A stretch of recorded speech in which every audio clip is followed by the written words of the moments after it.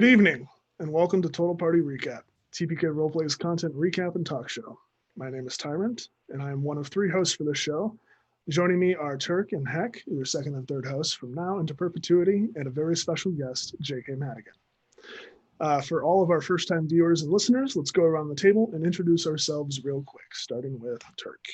Hello, everybody. As Tyrant said, my name is Turk. I am a player, occasional GM, and general nuisance in the Discord here at TPK. And I am just super excited to break down another fantastic week of TPK madness and goodness and emotions. And I promised myself I wasn't going to cry, but I am terrible at keeping promises. So, cheers. Take it away, Ek. Hey, lovelies, it's me, Sir Heckalot. You know, I guess that's just like my tie-in now. I don't know why I just walked up like that. We've got it. We've got it. Professional. I got it, guys. We went through a lot this week. We laughed. We cried. Sometimes one day after another. Sometimes 1 minute after another. And we're here to talk about all of it. So I guess let's just jump in. JK. Perfect. All right, that brings it to me. So I'm super excited to be on the show. I've watched the last two of them because I personally am a very busy person most of the time because 9-to-5s are terrible and I want this to just be my job. But my name, as far as this is concerned, is JK or Mads. That's been I'm learning my new nicknames and I'm enjoying Mads at the moment. But I go Carmen Turner's all of my socials, and then I did some stuff this week. I watched a bunch of stuff this week. It's gonna be good. We got a good show. I'm excited. I'm almost out of tea though, which I'm disappointed by. Yes, I am as well, which is very unfortunate. I was prepping for the show and I made it like 15 minutes before of the show, and now I'm out, and it was a bad choice on my part. Well, once again, I am Tyrant, a GM, staff member, and host for TPK Roleplay. You can find me on Twitch and Twitter at Dr. Tyrant. So just a little background on Total Party Recap. This show was designed with a busy viewer in mind. We understand that not everyone, like JK, has the time to consume all of TPK's content. So we are hoping this show will be an answer to that need. We will be recapping and talking about each stream and event that happens at TPK every Sunday at 5 p.m. PST, 8 p.m. EST. Tonight will be a normal run of our show where we will be recapping only 1 week of content. Tonight we will be covering the week between November 9th and November 15th. To the viewers, if any of you have any questions at all during the episode that you might want answered, about some of the content or just have something you'd like us to talk about, feel free to say so in chat and we will do our best to incorporate that into our discussions. Okay, now that we have all the formalities out of the way, how about we dive into tonight's episode? Hello, my friends. Hi. How are you? Hello. I just realized that the point redeem that we came up with last week is not available on here. Oh no! Oh, wow. Oh no! I forgot to turn that back on. That's Personally the most disappointed by that. Well, if our moderators in chat want to take care of that, I'm sure they can deal with it. Yeah, well,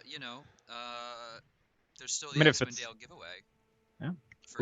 Send all your points to that, please. Also, I don't know when the Icewind Dale giveaway ends, but I know it ends very soon. So if you are interested in receiving a copy of either digital or hardcover, your choice, feel free to, I believe subscribing gives you some tickets into the contest. And also you can redeem your channel points for the Icewind Dale tickets as well. And thank you, Cole, for pointing out that the giveaway ends on November 21st. So very little time, I believe. Wait a minute. What's today? The 15th. Yep, 15th, Don't which worry, means there is still time. it's true. And we got a full week of stuff coming up too. So you got a lot of opportunities to rack up some more points and get some more tickets for that. Definitely. Yes. This coming yes. week's going to be Farm them packed. points. Yes, and we will talk about what is happening this coming up week near the end. And trust me, you're going to want to stick around because there is a lot happening here at TBK, and it's not going to slow down. Oh God, no. God help us. There has Um, been a lot happening. There's been a lot happening. Can we just appreciate the fact that TPK did the most ambitious thing that we've done so far at the end of October, which was 14 days straight of content. And then we started TPR right afterwards, and we covered all of those 14 days. And then TPK was like, you know what? Let's have content every day. I think that sounds fun. Yeah, so now we went from 14 days of Halloween to perpetual Sisyphus-esque D&D cyclical nightmare of logistics, which we are so pleased to bring to everybody because Yes. it's been magnificent. But listen, we have so many ideas and so much content to share with all of you. It's, at some point we're going to have not enough days.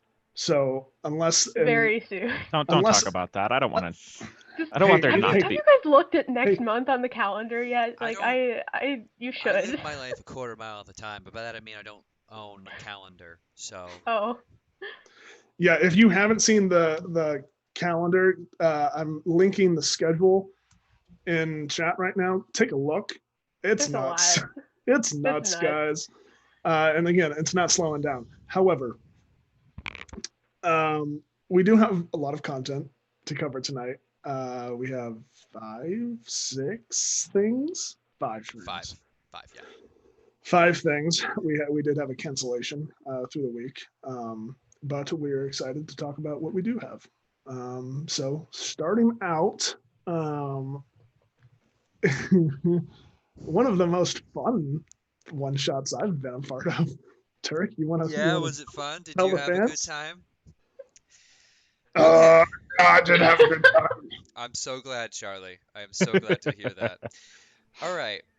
Just to give some background, when I first started DMing here at TPK, there was a contest to run a one-shot. And I, of course, being a big fan of Midnight Tower's Murder at the Old Wolf Inn as a fantastic whodunit murder investigation thing, put that up. And then I got my GM credit approved, and they let me run it. The characters that I was given and the players that were given, or who signed up, have changed the tone of everything I had planned for that series of slightly, very loosely interconnected one-shots.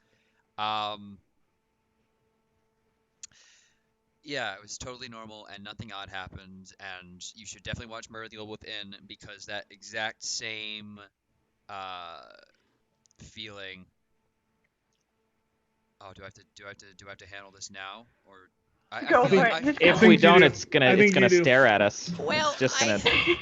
All So right. Marge, can you tell me a little bit about what Of your course. kids are doing? Oh, of course, dear. Now you listen. They all came over to Winterhold. It's a big city. It's very important. They were carrying something for a secret organization of sorts. So secret it doesn't have a name.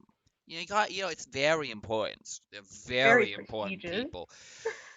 And Oh now, my god. oh my God, indeed. So they're living in a lap of luxury, and lo and behold, who calls them out? A Warforged fella. Oh, it takes them out to a back alley, and Wow, not those as sketchy robot as you people. think. Those robot biomechanical. You can't call them robots, dear. They don't like that. They're androids at best. Okay, you gotta get with the times. You can't I'm call them robots old anymore. for this shit. Oh no. You got a few good years on you still. Anyway, they needed to go and through a series of political manipulation tasks, get a certain family on board to make sure that this organization, again, very secret and very special, had the support. Now, you think, by the description, this is a very political, intriguey, sort of serious campaign. But I'll tell you what, I couldn't stop laughing the whole time. Oh yeah. Oh my goodness, this group just is a chuckle a minute. And I tell you what, trying to corral them all in a very serious plot was sure as heck a little job and a half, but I Sure as had a heck. great time doing it. Now, As sure Ma, as Yeah, I don't remember her being a part of this one. well, no, she was not. That's fair.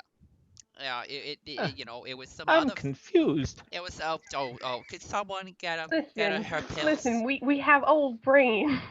oh Marge, Yeah. I didn't have my readers. I didn't have my readers on, and I didn't have Got just my hearing aid. I didn't have my Oh. hearing aid. Could you tell us a little bit about the characters and what they brought to the Oh, table? of You know, course.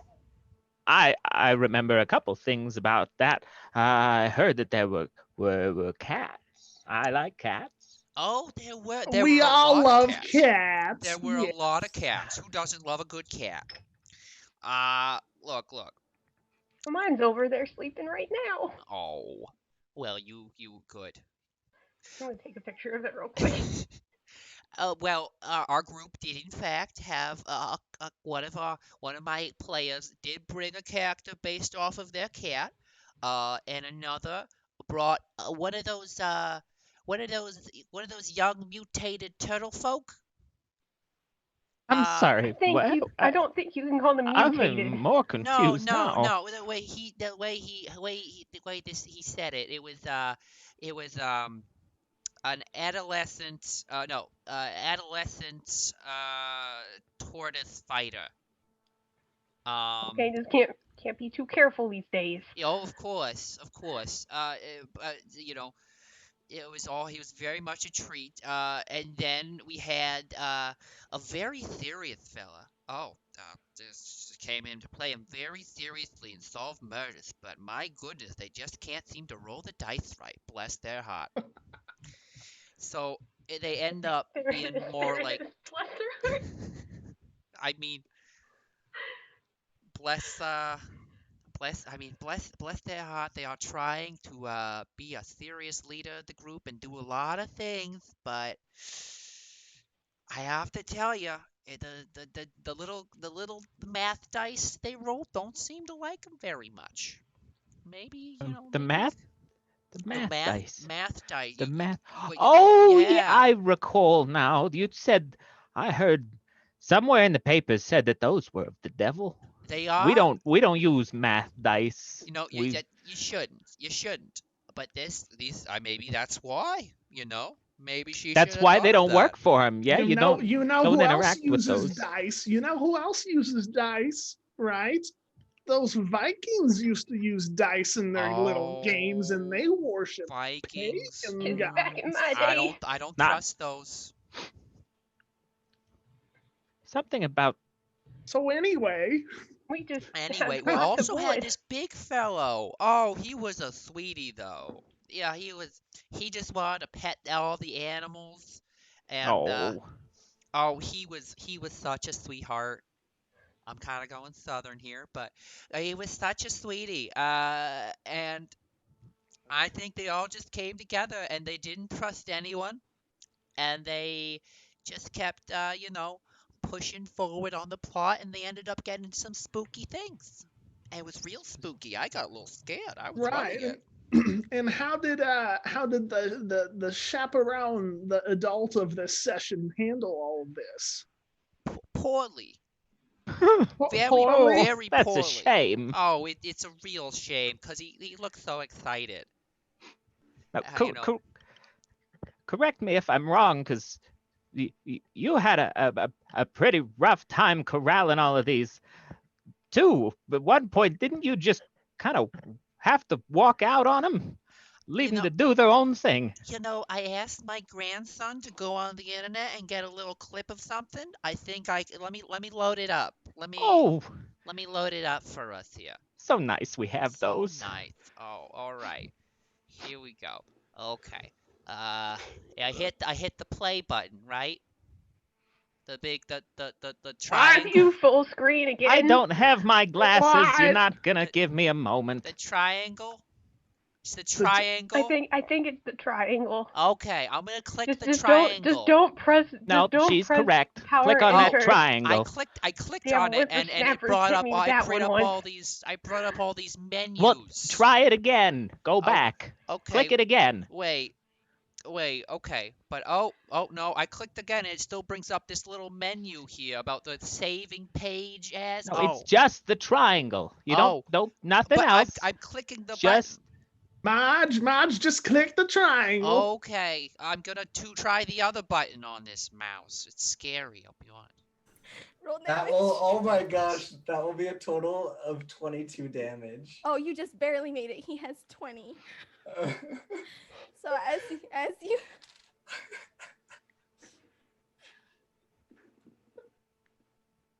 Oh my god. Turk's left. I'm good. You guys, you know, We you lost the DM. You just keep going. I'm gonna be okay. so you So that happened. you're not supposed to leave your kids unattended. Play is neither. Bad things happen. Oh well. It seemed like he came right back. But yeah, this Steve fella really brought a whole new degree of silliness to the group. I don't know if I like him. Oh no, Oh, if I I trust loved He's him. maybe one of those whippersnappers I say to get off of my lawn. He should. Oh, don't. Poor Steve. No. Steve doesn't, it doesn't seem very nice. I'll say it right now. I'll play it like it is. Doesn't seem like a very nice person. Yeah, Steve wasn't great. Wasn't too nice to that cat fella. I'll say it right now. I'm glad Steve dematerialized. Were you? I don't know, man. Okay. I think Yes. that's the Yes. end. So Are you satisfied? this is me ending the bit for you. Don't worry. Thank you. Okay. Yeah. Thank you guys. That was beautiful. So. Dying. Yeah, God. we had a great time playing through Midnight Towers, What Happened to Evie Ashwood. So much so, actually, Midnight Tower reached out the next morning. Well, I guess the next day for them. They are an English-based duo. And they were like, hey, that was great. And I looked at the message, I'm like, we didn't really play your adventure. We kind of just like tripped head forward. But hey, they solved the case for once as compared to last time. So I mean, I had a lot of fun running that for y'all, despite how much you were trying to apologize at the end. It was an absolute joy to run this all, and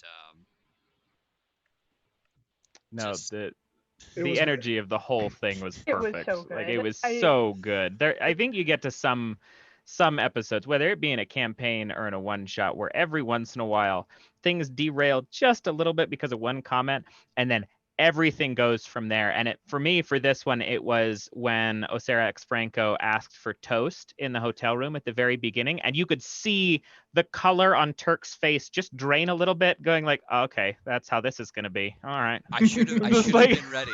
Honestly, I should It all have been started ready. with the toast. It did. It started with the toast, and then it just never stopped.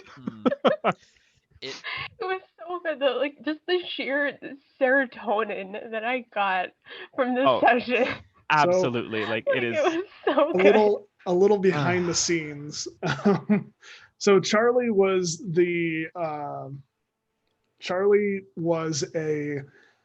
an ogre ranger who I created the night before the stream, and I didn't know what it was. I didn't know how I was going to play him until literally 30 seconds before he was introduced.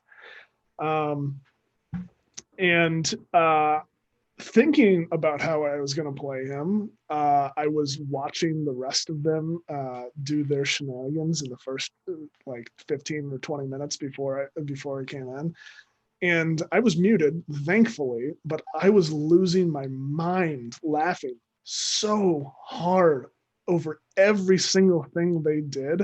I didn't have time to think about Charlie or how I wanted to play him. So I literally, as soon as I introduced him, the first thing that came to mind was exactly what you got. I mean, it got clipped too, actually. I mean, do we have a Charlie clip? I mean, yeah, we get. I don't have it like right. Not in right now, hand, maybe but we do later, have but it. maybe it maybe does later. exist. It is Charlie on the server. I took that clip. Charlie he was something It was so. else. But no, that just like makes it so much better. behind the scenes thing I wanted to bring up though was there was a moment when we were all in a tavern, okay, and Charlie was sitting across the table from Osira Franco's character Pascal, and Charlie was not really engaging in the conversation, but was like doing a bunch of like looking around and trying to swat flies and stuff. And during the intermission, or it was either during the intermission or after the adventure was over, Sarah told me that Pascal was mimicking everything that Charlie was doing. And I didn't notice because I wasn't paying that close of attention because I was zoning out myself, to be completely honest. Everybody just dissociated a little bit. That's so cute. I like to get into character. But no, I apparently like every time I would like move my hand, like Sarah would move her hand too, and like the fly swatting stuff, and oh my god, that's so good. It's so funny. It was a very good one shot. I had not laughed that hard in a while. Same, and you see some episodes of super serious shows like Critical Role where they all of a sudden just like someone says one thing and they just break and they have to go to like intermission or something. That was this entire episode. Yeah. Like you guys had to go into a break because you were laughing too hard. Like it was towards the end. And it's like, can we just take 5 minutes? That was a good table. That of course fucking broke the entire group. What? Was it again? It was a wand that shot a straight beam of light. In an episode already pretty heavily centered around cats, given the council of cats that they encounter, which is a whole other thing, because to give a quick behind the scenes peek at how I went into prepping this episode, I was like, oh, okay. They'll do like some stuff, but want to progress. But then they'll get to the Council of Cats, and that'll just be too much shenanigans, and we'll have to get stuck here for a little bit as they like ask questions and do silly things. It took them a while. We like hit our first break and hadn't gotten to the Council of Cats yet, and so it was already very heavily. Damn it! Don't fight purple. Purple. and just like having already that very cat-centered episode. Of course, the first the magic item we get from the good table is a laser pointer. And I muted myself, but I was broken already over here, and all I hear through my headset is I'm pretty sure Sarah just jumped from her seat or something. Did you not see it? I didn't see it. I was laughing too hard. Oh my god, it was the funniest thing I've ever seen because she was like raised, like getting like this, and she like as soon as I just went like she just Yeah, it wasn't even a clean like it was just some kind of cutoff. I mean, it was incredible. Yeah, which is so good too, because like the whole thing felt like a derail, like it was all nonsense, but also it was so well executed because everybody committed to it. Like it was 100% commitment to the most absurd bit that could have happened between Osira Franco leaping either from her chair or on top of her chair, or the wild voices that are coming from Tyrant and Cole and their characters, and then just the exasperation from Turk and kind of the other character trying to rein them in from Luca. Like it was all, the whole thing was just And it all just went to well shit when done Luca had to go third trash person. fire. Like it was great. Yeah, So good. that's Shout out to Tony. when I That was so good. when I was writing that, I'm like, oh, cool, this would be like a fun Eldritch horror thing. And Nope. it had moments, I feel, where people were like, ooh, that's gross, and I don't like it.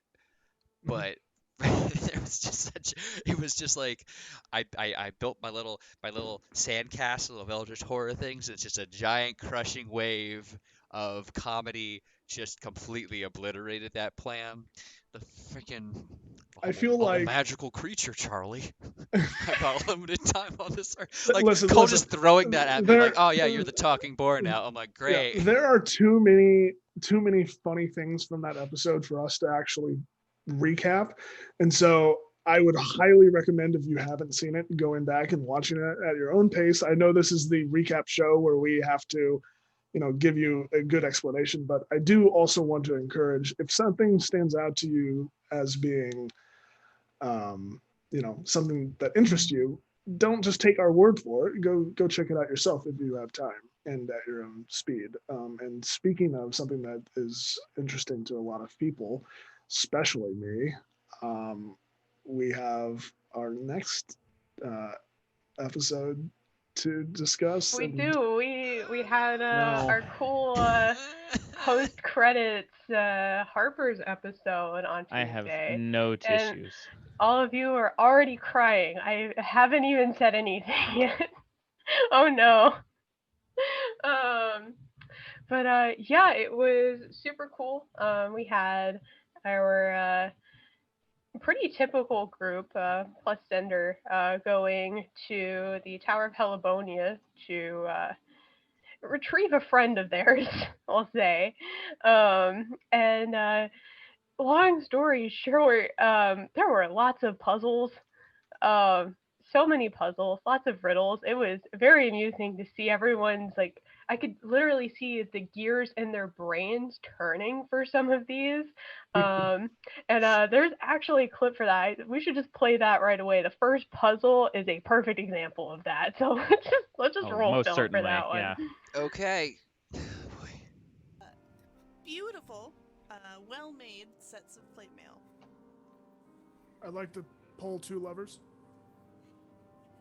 Okay.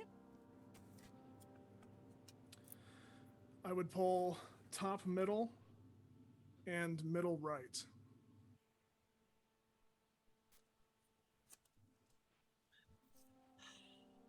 The door will slide open. Did you?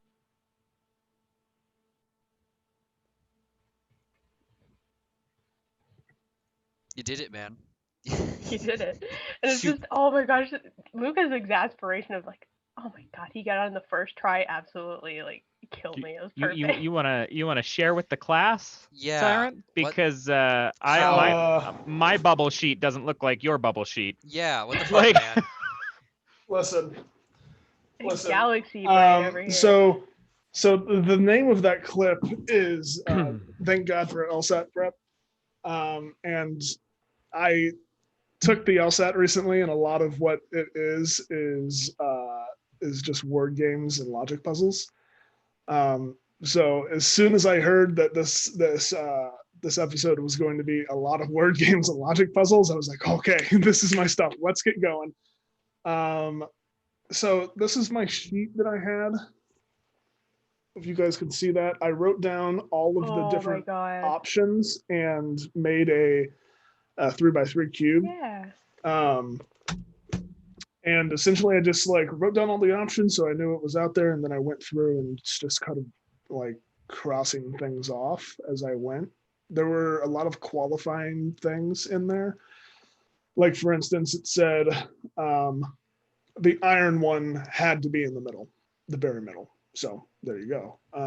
It also said like brass and stone had to be at the very bottom. So you can say that none of the top 2 tiers are brass and stone. And then, just working through all of those qualifiers, I was able to figure it out.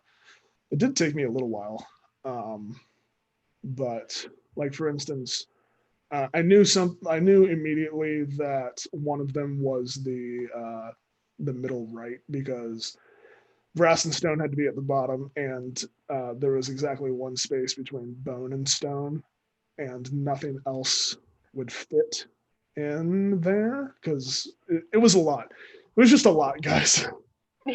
It was not, my brain does not work like that. I am very impressed. Like my problem solving thing is more in the case of like diagnostics, just because of the field that I want to go into. So that just like that blew my mind that like you just did that. Like I see. what? I feel that though, because I'm a numbers guy. Like all of my stuff is like my current training is all like math, and I saw that and I'm like, this is not. I'm gonna go make some coffee or something. I'm gonna have a panic attack, and then just like click and like walked off. Like hopefully they get like I didn't even see you solved it, because I sat and stared at it. I paused it and I read through it like 14 times, and I'm like, this isn't. Like my eyes started twitching. I'm like, you know what? I'll figure it out. I'll go back once they figure it out. And I went and did something else, and then you guys clipped it, so I didn't need to. I mean, it was great because as soon as Turk and I saw it and we had it like on Roll20, we immediately were like, "Where's the fucking paper?" Like, you could see us. We're not like That's engaging. We're just like, also check out the another room. clip, too. What's this thing, DM? Yeah. But we're just like quietly, like you and can then see me and in then there, like I'm like halfway through it and I hear Tony go, "I'm gonna use this magic item that Luca gave me so long ago," and I was like, "You've got to be kidding me! I want to do this puzzle." I was Such a weird. But it didn't work. It almost did. It almost did, but it didn't. So good. Oh man, but yeah, it's there was that puzzle. There were all of the riddles. There was the like more pressure puzzle with the oxygen leaving the room, which was very cool. Was... Gonna talk about that one freaked me out. Committing to the bit too. The speed at which Turk just slid from his chair toboggan style and just fell under his desk as soon as he passed out was glorious. That's like absolutely. It just Can we get a reenactment, Turk? Oh, of course. So hit me with the line. Yeah. Yeah. So you're passed out. Yep. And it was basically that. And I don't think it registered. It didn't look like it registered for at least a couple of players that he was gone. They're like, what and happened? And then he started like putting his hand up, like that. I clipped that too. What? What's wrong? Oh my god! Can you just be like that for the rest of the recap? Is this how you have to 8,000 points. Yeah, I gotta throw down 8,000 points, to. and I'll do. I'll do puppets. Okay, good. Yeah. This is. Hey, you know what, guys? If you guys want us to recap like that, there's a way you can do it. There's a way that you can do that.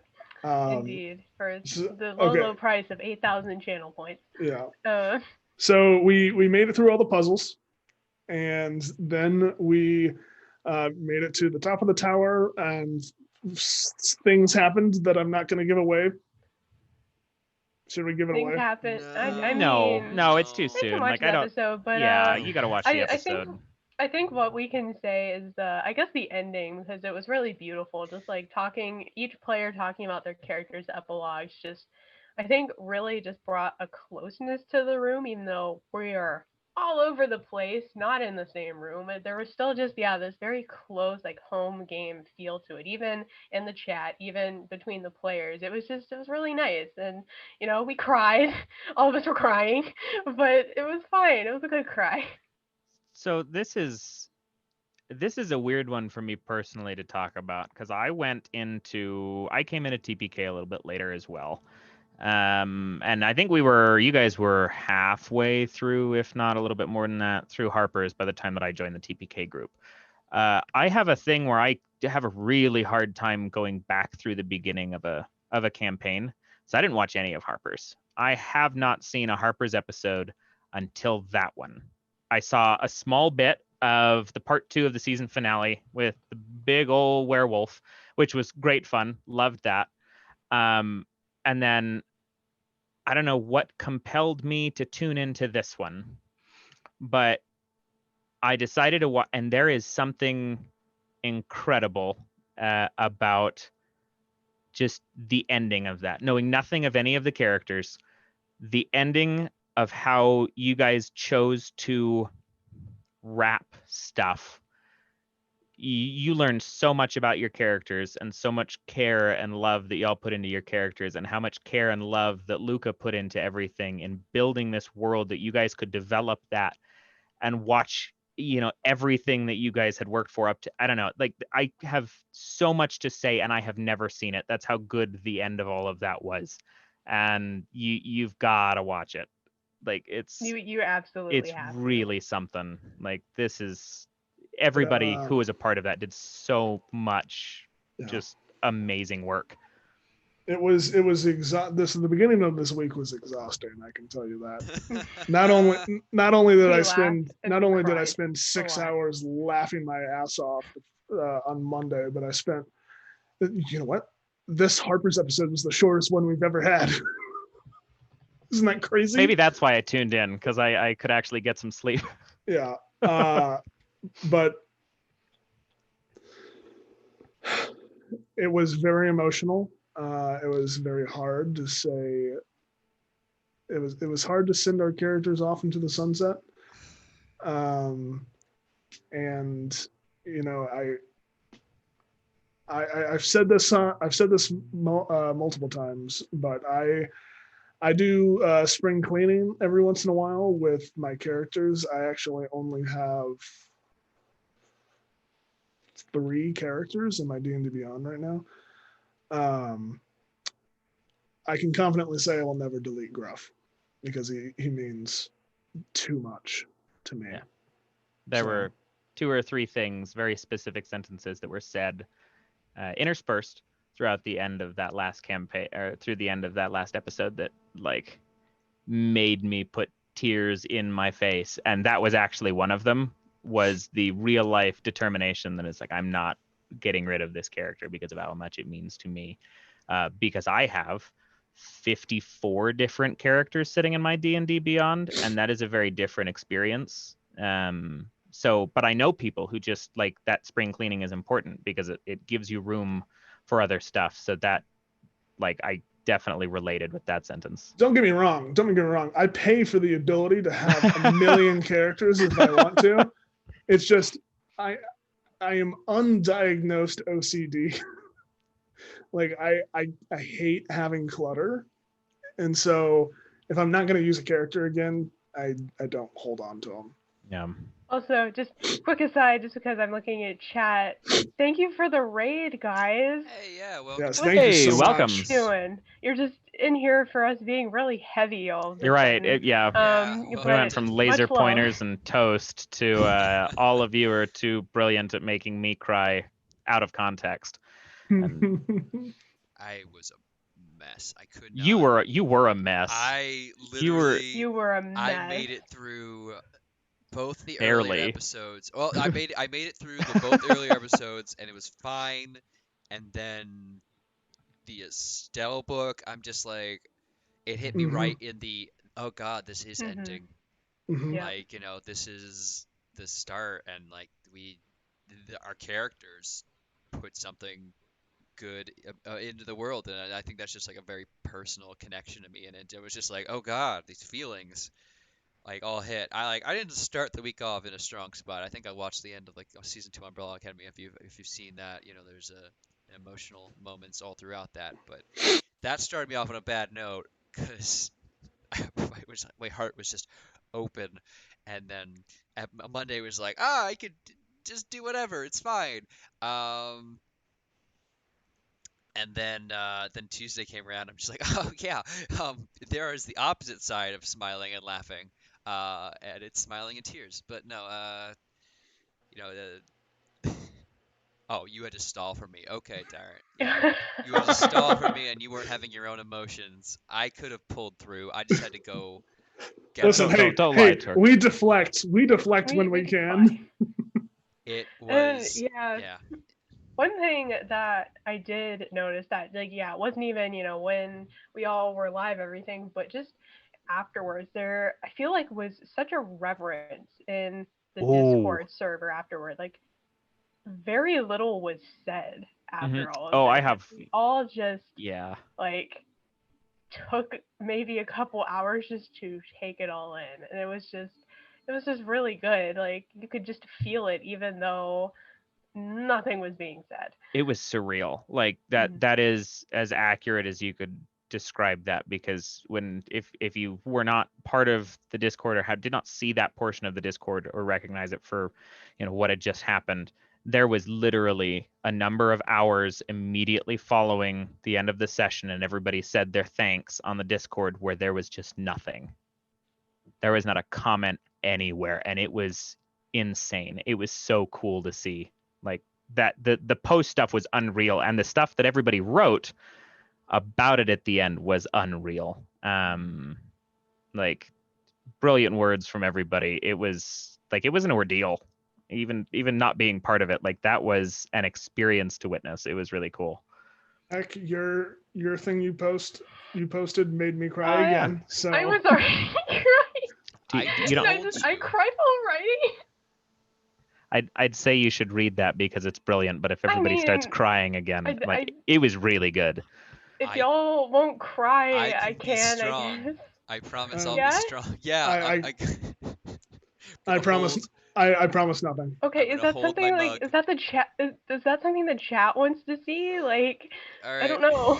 Look, we'll just as chat comes in with their answers, I will just say, if you enjoy Harper's stuff and you also enjoy all the things that we wrote in character, I can tell you right now there is going to be not an end to that. Like that there's just a lot of things that I know a lot of people still want to write and put out, and so and that's one of the things. That's one of the things I think is the coolest thing about Harper's in general, is that it's a multimedia campaign. I mean, we run it live. Fuck it, we do it live. Yeah. But we also do a lot of things through text RP, and we post all of that on our Patreon. So if you guys want to get to know the characters a little better and see what a lot like the stuff that led up to us having just absolute chaotic meltdowns at the end of the season, Cole just posted the Patreon in there. It's all free. There's a lot of content. And there's more on the way, because I can tell you not all of it has been formatted and put on the Patreon yet. Yeah, and also again, if that's something you can't keep up with, or you don't want to go through the hundreds of pages of content we have out there, we'll be doing the same thing for Harper season 2, and we'll probably promote it a lot more as a multimedia campaign for season 2, just because we know we can do it. Yeah, it's a proven formula now. But yeah, it looks like chat is ready to feel. Oh, God. Hit okay. us with it. I have it pulled up. When I was titling this, I didn't even know what to title. I just titled it Harper's, guys. I fucking did it. I'm gonna mute myself and I'm ready. I'm just gonna dramatically clear my throat. Okay. Here ends our Harper's final chapter. We turn the last page on the good, the bad, and everything thereafter. To anyone who hears this, near and far, we'll always remember this tale, no matter the distance from each other that we are. You may not think yourselves witty or contributing the right amount. You may think yourselves little, but it's your massive hearts that count. See, we're a family well fit. Without your talents to start it, we couldn't make dope shit. I love you all and what you do so, so much. I'm not only grateful to you all, I'm touched. You've laughed, you've gamed, you've grumbled, you've sang. Without you all, I wouldn't be the same. Now that we've concluded one story, a journey of true TPK glory can never be lost, will never be forgotten. Come morning, we'll dry the tears from our eyes and smile for the campaign we got lost in. Now I'm crying a little bit. Yeah. You good, Tyrant? You good? What a wonderful send off from the only healer, not the only healer, but you know, Pretty close. we relied on our chat clerics a lot, and heck, you came through always, and it was such a blessing to have you on for the finale part 2. And yeah, man. Well, thank you again. It was the dream. It was seriously the dream to be on the show. I was not expecting it, but it just kind of happened. Yeah, I'm hoping that I can get to see firsthand how cool all of that was come season 2, because that was season 1 I missed out on, but season 2 I don't anticipate. That's too good. Well, on that that note, I think now is a good time to take a break. Yeah, let's take a break. Let's put our brains back together and Maybe we'll make back, some more tea. Make some more tea and use those tears for something productive. Yeah, promise we'll return with giggles here in a bit. Well. For sure. But yeah, so we'll be right back. Quick 5 minutes. Don't go anywhere. I'm a big fan of. Are you This is I'm terrible. a big You're going to do the fan of cold the open soft thing open. again. You are? Yeah, you know well, what? that's perfect because we're doing one right now. Yeah, damn I know, I saw. Absolutely knew you were gonna do that. Hey, and welcome back. Sat there with a judging expression on my face. We're here. Congrats. You've seen us return in terrible fashion because Turk is rude. Oh, I'm just kidding. No, it's beautiful. halftime hoodie. Hoodies are up, everyone, which means we took an intermission. Yeah, too hot. There are 2 rules. There are Tea's 2 too hot. rules to TPR. First, the first rule is you must have fun. Fun is not an option. The second rule is when you're in the halftime hoodie club, you don't talk about the halftime hoodie club.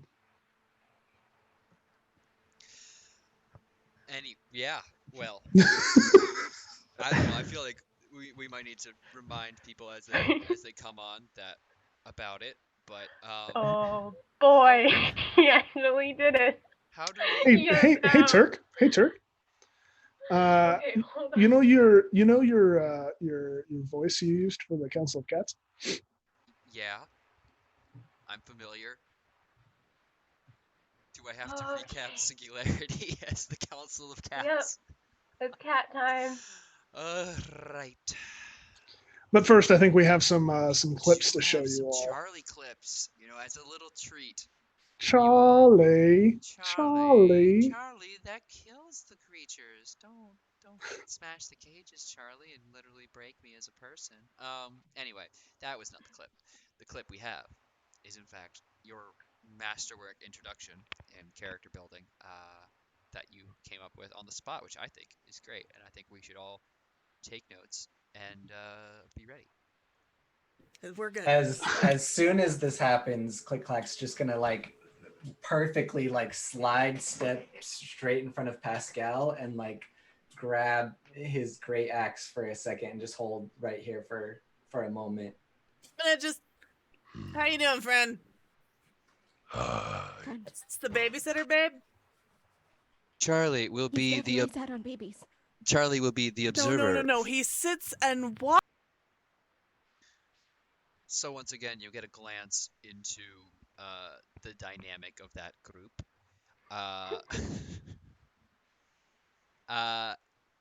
And then if you haven't watched the conclusion to this, you might want to avoid this next clip for a hot second. But A disclaimer. This does give away a bit of the end of the adventure. You might notice a slight tonal shift, but this is once again absolutely wholesome content that we could not show. All right, and here's Charlie being the best boy. Its legs are barely held up, There's not a lot of strength in its body. Hey, guess what? Chicken butt. It's been 2 turns. I'm no longer frightened. I'm not afraid anymore. And Charlie Don't you dare hurt my friend! And charges up, flanking, and is going to take 2 Great Weapon Master attacks at advantage. Natural fucking 20. Hell yeah. Get some. This is what we needed. Okay. 11 doesn't hit. God damn it. But wait a minute. There's some math in this. Great Weapon Master. Ended on some Tyrant math. But yeah, I really, one of my favorite things about that clip, beyond Charlie being a very wholesome boy, is you can see the effect of TBK on players, as everyone tends to have the same reactions. So as soon as Charlie is like, "Don't touch my friend," you see myself, Sarah, and Luca all go like varying degrees of like hand on face. It's like, and then of course the Solaire praise this. Right. This is a warning to anyone who has not yet joined the hive mind of TPK. We will take over your emotional state, and we will make you react in certain ways. And there's no escaping, and it's a fun time. But yeah, it's all wholesome. Only wholesome. It's all wholesome hive-mindedness. Yep. Meow. In the process of that clip, Snickers has already gone back and become a donut. She absolutely hated that I just held her up here on screen for 2 minutes. Snickers' best cat. She's best cat.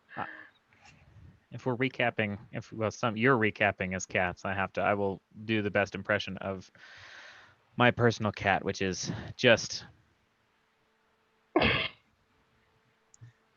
Very well. I will move on to the next show. As the Council of Cats will recap Singularity, which occurred on Wednesday night.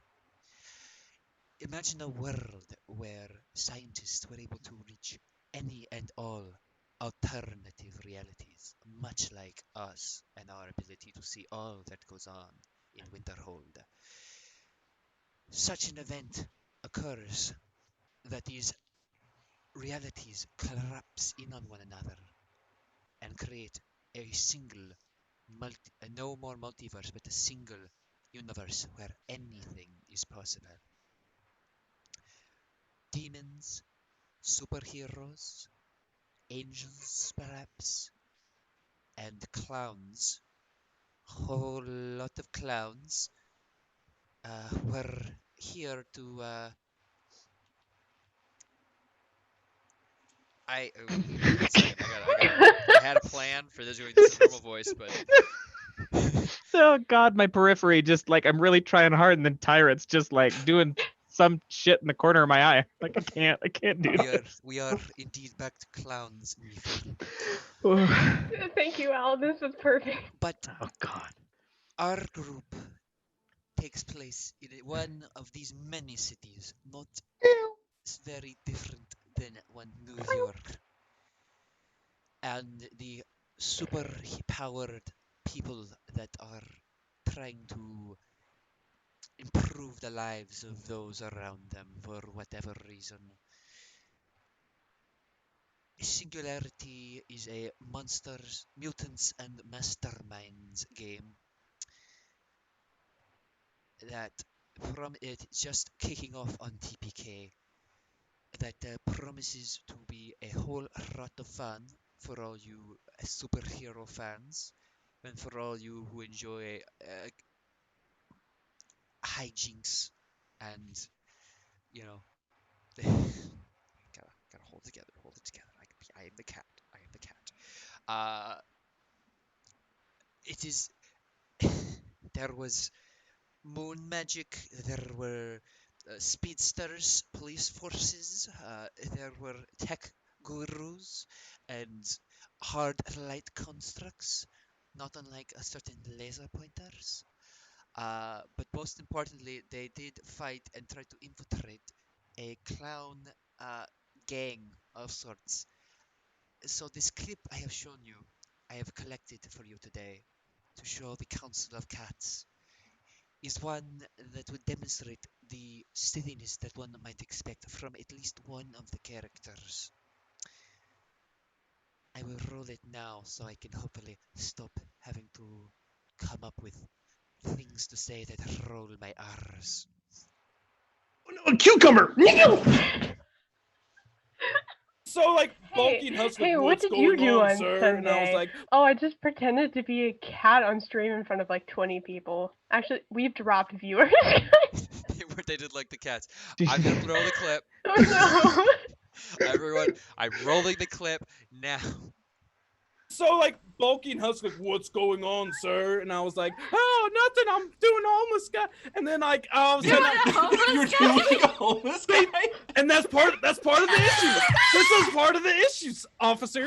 I have a problem with the way I speak. Okay. Where's our clip team? First, I said something about giving money to a homeless man because I was being a nice civil servant. Yeah. So the group does get a bit more serious from there in regards to accomplishing their goal, but that was a wildly chaotic ride that I hope you all get a chance to continue to watch on Wednesdays. I gotta stop. Sorry. That's okay. Hey, That was Turk. very good. Yes. What's a cat's Oh. favorite color? Answer the question, Turk. I don't Answer wanna, the question. I don't want to answer it. Do it. Purple. Yes.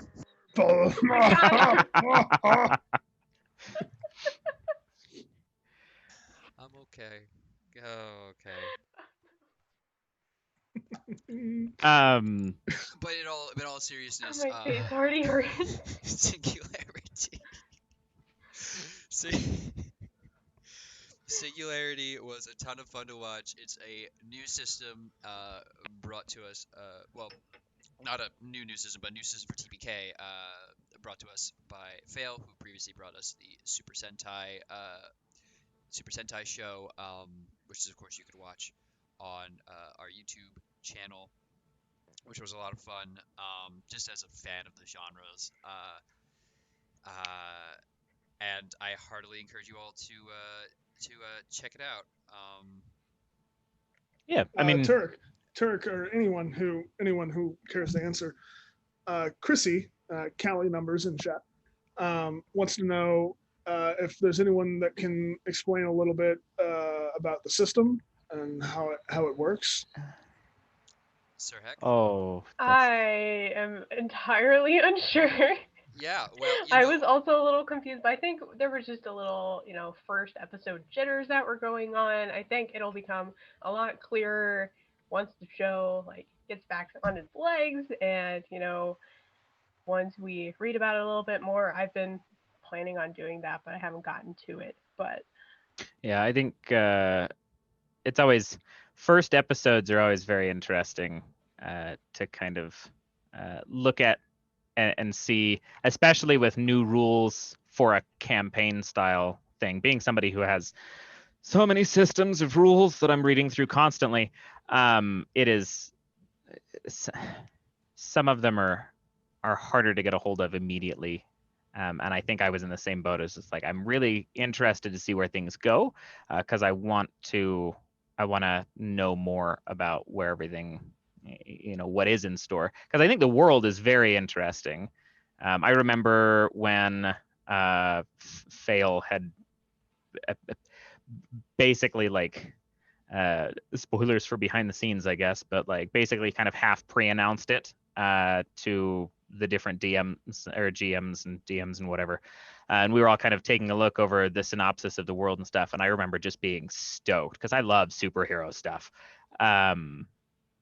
But then also I looked at that and I'm like, I don't know how I would do. How do you even do superheroes in a campaign format? So this is, I I think this one's the biggest unknown for me right now because I'm wildly interested to see what happens with it, but I have no clue as far as what I'm trying to expect, which could be so much fun. Yeah. Okay, what was my question? Yeah, before I forget, kind of in conjunction with the show, I just kind of want to know what all are your preferred superpowers? If you could have a superpower, what would it be? This is a tough question, man. That's a tough question. See, I kind of want to fly, but I also, like, as someone who has always been a support class, no matter what game I've played, it's just a very innate thing for me. It's just like insta heal, there you go. Like, also appeals to me a lot. Though I have another question for after this, but I'll get through everyone's answers first, though. Okay. I definitely don't have one answer that like overrides any others, but fucking with time would be pretty neat. Just like general time fuckery. That's lock it in as that's my phrasing for this. I want to fuck around with time. So I've got two. And the one that I really want, or the one that I think I could use and not like lose my mind over, would be I would love to have Wolverine's like anti-aging and regeneration. Like I just don't really get old all that fast, can't die. Real hard to like, I don't know, like there's something about the whole immortality line of stuff in the way that Wolverine has it that I very much appreciate. I don't even need the claws. I just make me a person that can just soak up centuries of information because it's real hard to kill me. Like, so like Deadpool, but not. Yeah, but not like an ass. Cancerous. Like, yeah, I just. But the other one, I spent a long time really wanting this one, but I couldn't justify it because I just feel like it doesn't matter how you play it, it's going to end up bad. But I always really wanted the Purple Man's power, like Kilgrave's. Yeah. Kilgrave's power. Yeah. That's all I wanted for the longest time. I'm like, that's so cool. But I'm like, I don't think there's a way that you could twist that could make you a good person. Like, yeah. So I kind of passed on that a little ways. If like, not to like connect to another show, but like Umbrella Academy, I feel like they explore that power set's effects very much in depth. Really? One of the characters, you know. Oh, right. No, I've seen a little bit of it. Yeah. You can, okay. Her whole power is she can say, "I heard a rumor," and then just say something, and it just goes. So she has to balance like. She can easily get anything she wants out of life, of course, because she can just, hey, I heard a rumor that you gave me all your money. And that's like, good, done. Never gotta like worry about that again. But like, she also wants to have a fulfilling life. Yeah, a life that you don't have to worry about. Like, am I saying this and they actually want to do it, or am I saying it because it's a thing? Exactly. Also, EG in the chat, you are absolutely correct. Eternal life means that I can actually run multiple campaigns to completion without feeling like I'm going to run out of time in my mortal existence. So that would be nice. I appreciate that. Yeah, superpowers. Yeah, the superpower I would choose would be luckiness. Ooh, like Domino? Yeah, exactly. Except I wouldn't want it to be luckiness with a drawback. Like I wouldn't want to suck other people's luckiness away from them, Mm-hmm.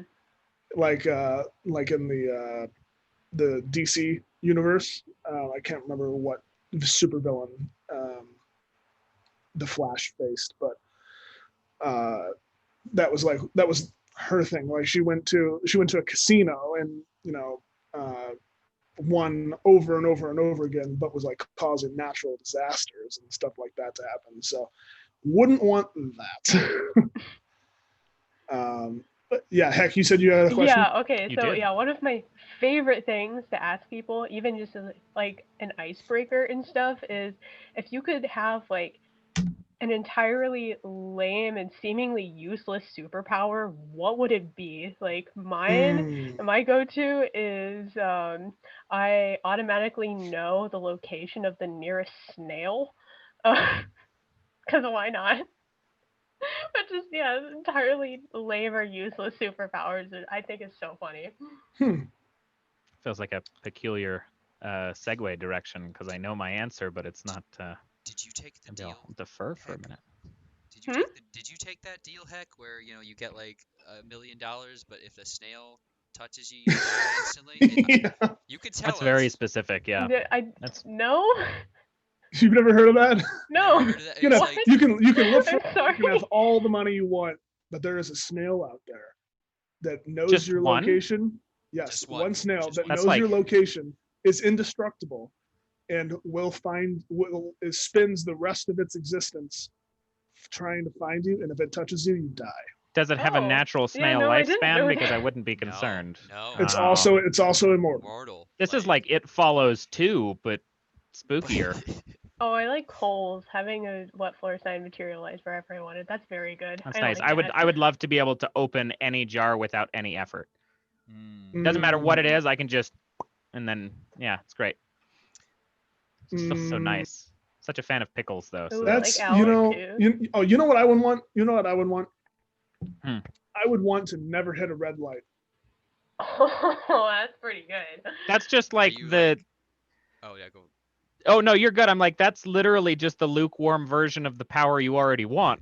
No, Just- he's That's got, fair. There's like the dad power. The dad power is where you stand in the light and you flick your finger at it, and as it turns Oh green, my because Ooh, you're that'd be watching the good. timer. Except you could just do that whenever. Ooh, always Yes, having exact that's- change. That's that good is too. perfect. That is perfect. good. Yeah. Like have you ever been sitting at a light and you're just like, all right, 3, 2, 1, or is that just me? Oh yeah. Oh, no. 100%.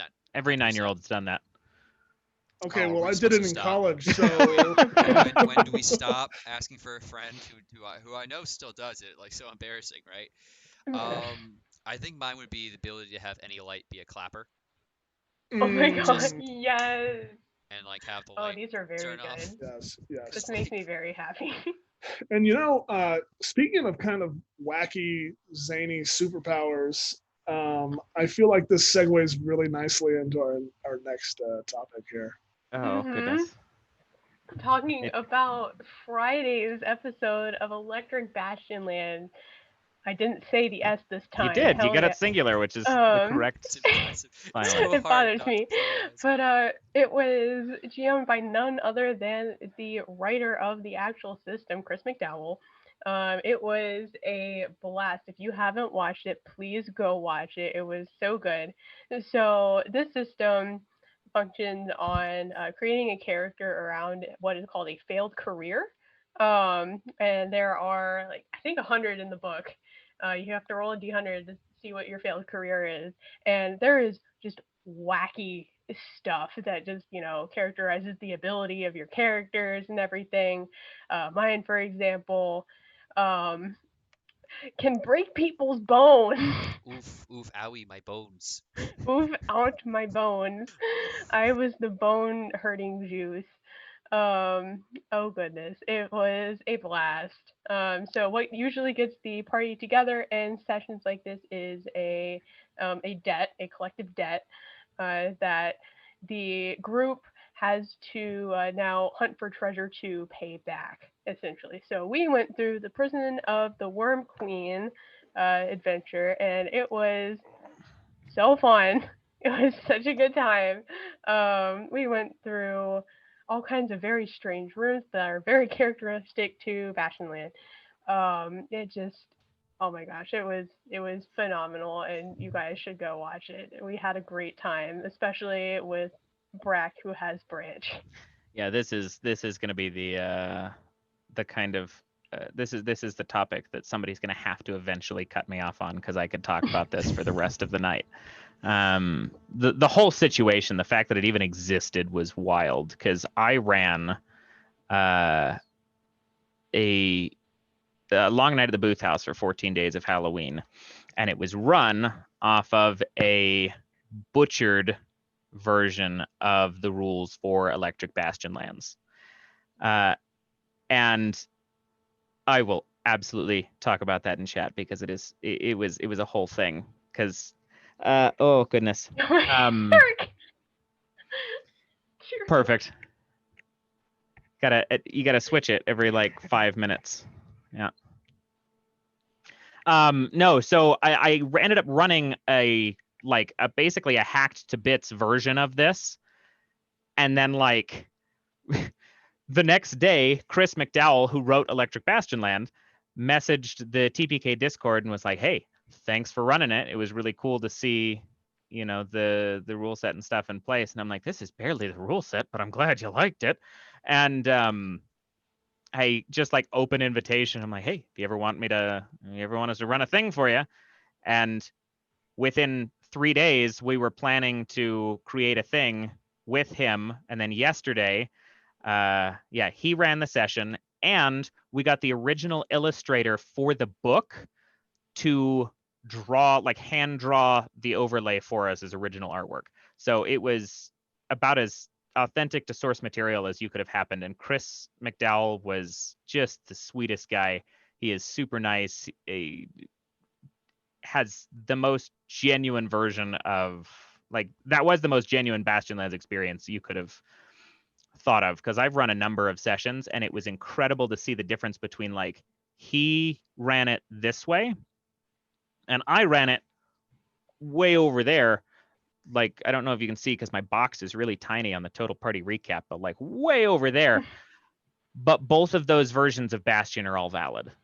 And that's the coolest thing about the system, is it does not matter as long as you are lining up with kind of the ideology and color of Bastion Land and what it has to bring to the table as far as character development, as far as the weird stuff you can encounter and how interactions go. Like, there are certain things that bind it together, but beyond that, it is the weirdest playground that you could build a game in. And it was so much fun. Mm-hmm.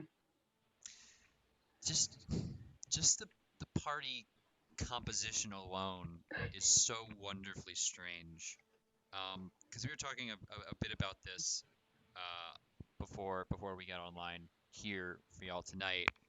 Of there were the three characters. We had Sir Heck, who could break people's bones with a touch.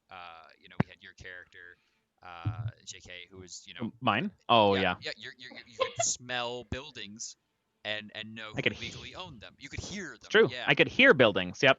I thought it was a smell, but no, if I listened close, I could hear the legal owner of any building. And then you could follow a blood trail to something that didn't belong.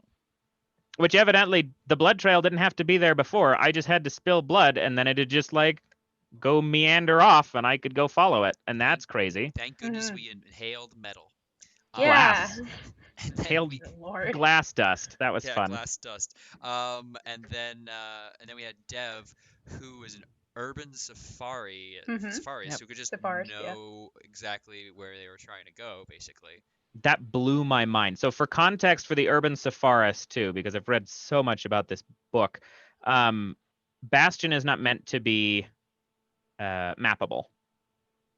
It's part of the charm of every session of Bastion Lands you play is always different. It's not meant to be a city that is mappable. It is so vast and so changing literally on the daily that that's not possible. And this one failed career that Dev got with the particular combination of roles that he happened to be the only person that you could have possibly created that actually knew how to navigate the city. And that was bonkers.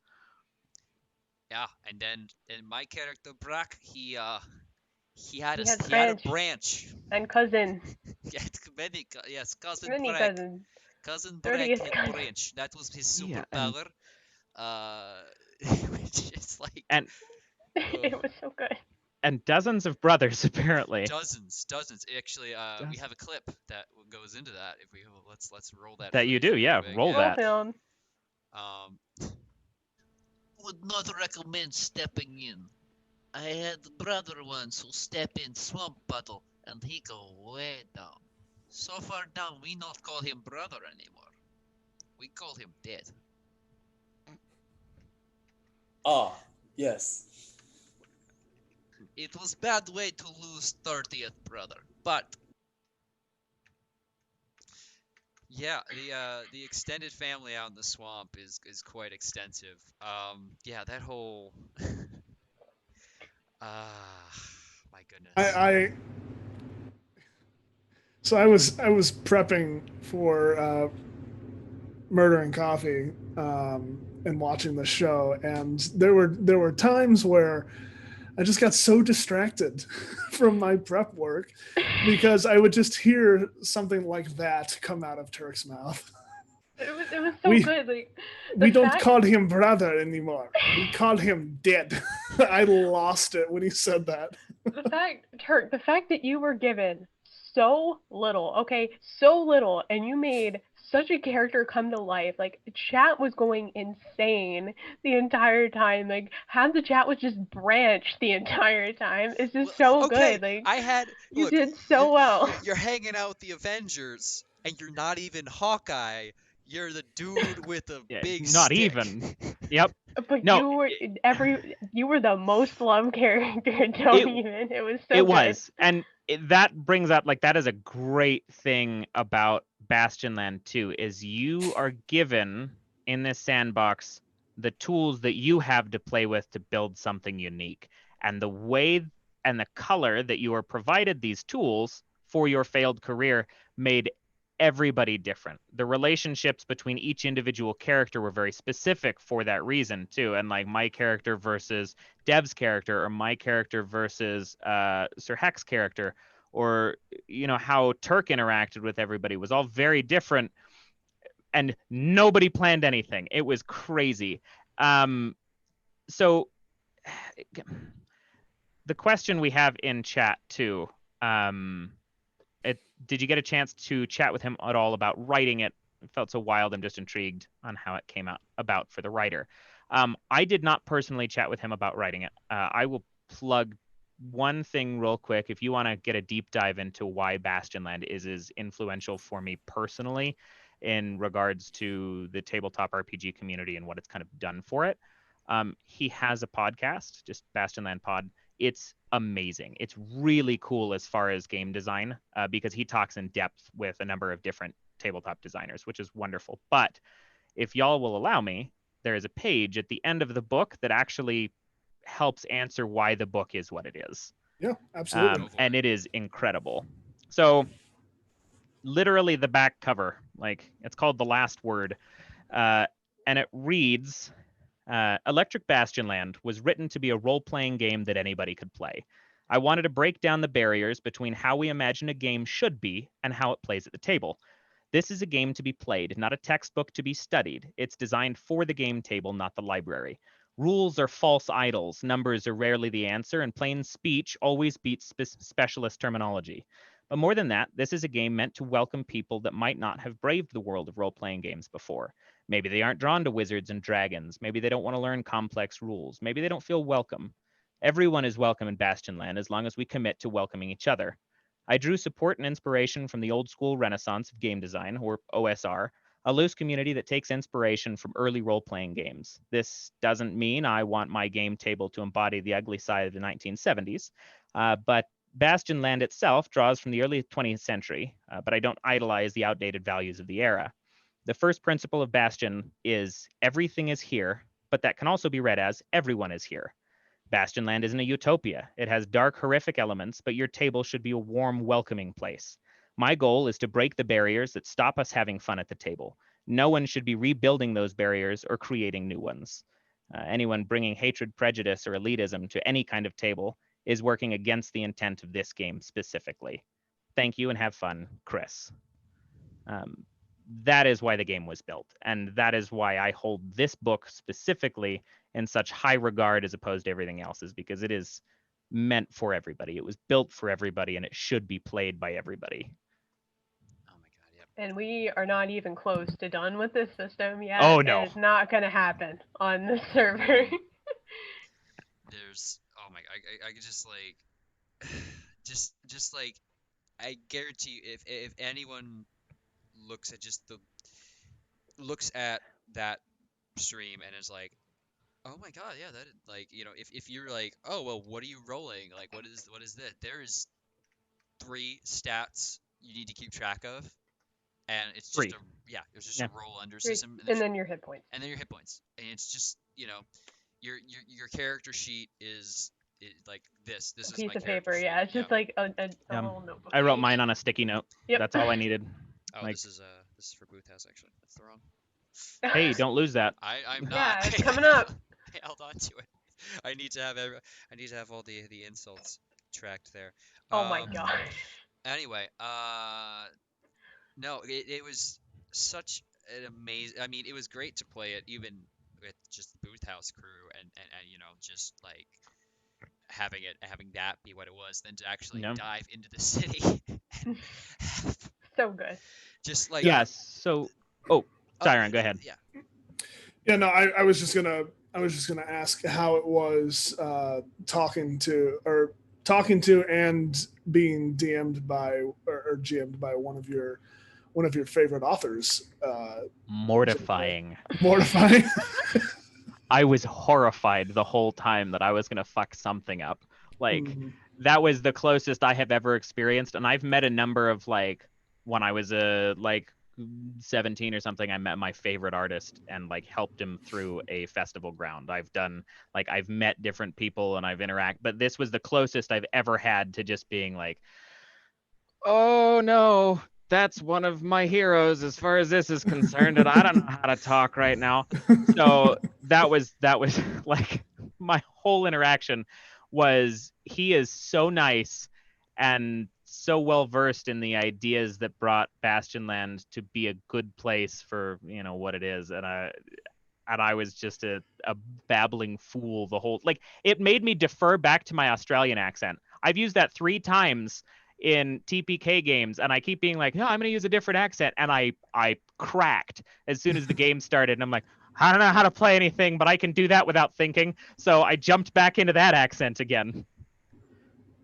It was good though. And like, oh my gosh, yeah, he was so lovely. His community that came into chat Oh, during absolutely. it was Yeah. so lovely. I loved interacting with them. Like, I hope some of them joined the server. Honestly, I don't know if they did, but I know a couple of us joined their server. Yeah. Because that got shared. I still need to join that server, but yeah, it's like definitely just check out the community. Check out his Twitter. Like, he's pretty active on Twitter. Like, really lovely guy. Yeah. He's working on different games right now.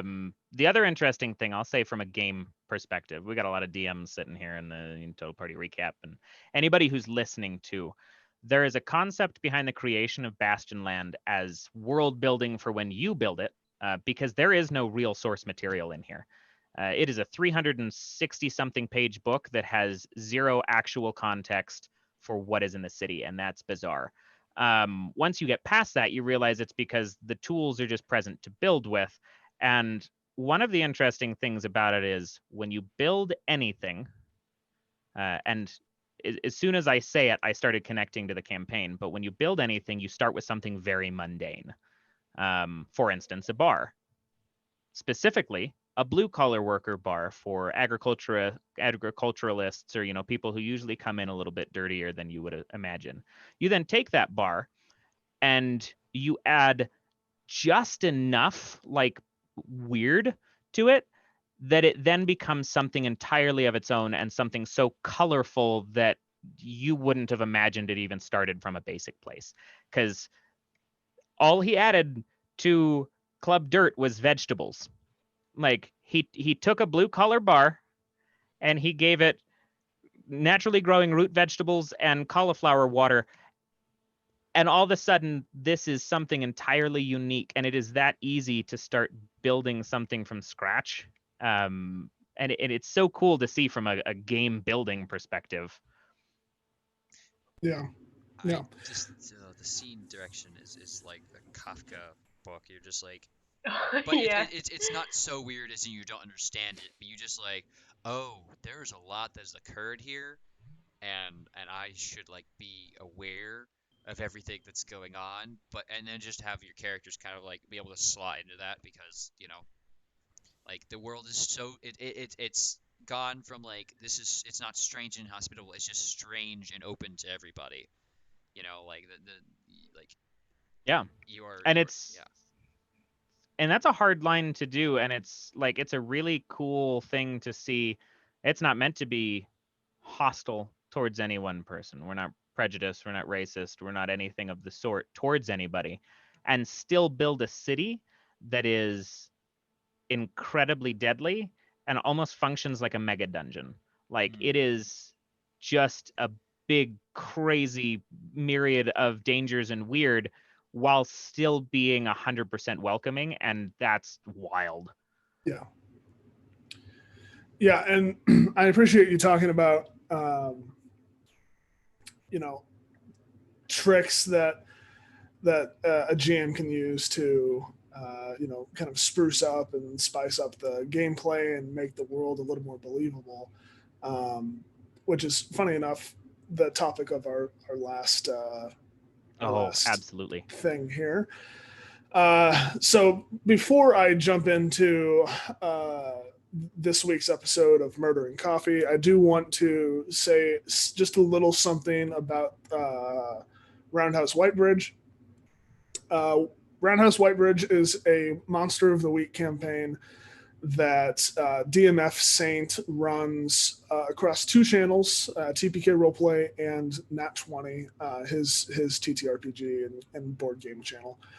Unfortunately, this week we had to cancel Whitebridge, but we are working on a way to kind of get back into it.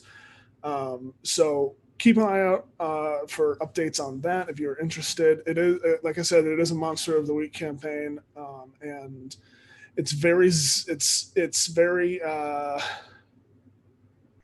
a lot.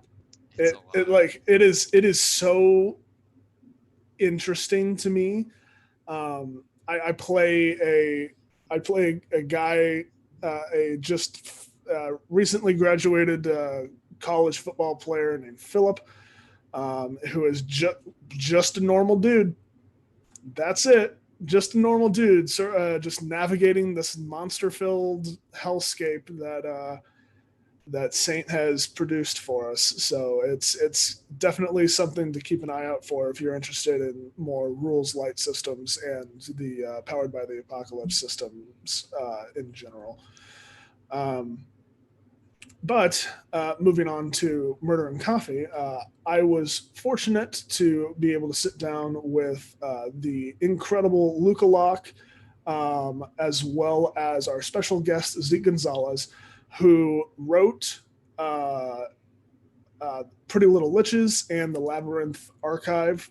All four of those adventures made appearances in Harper's.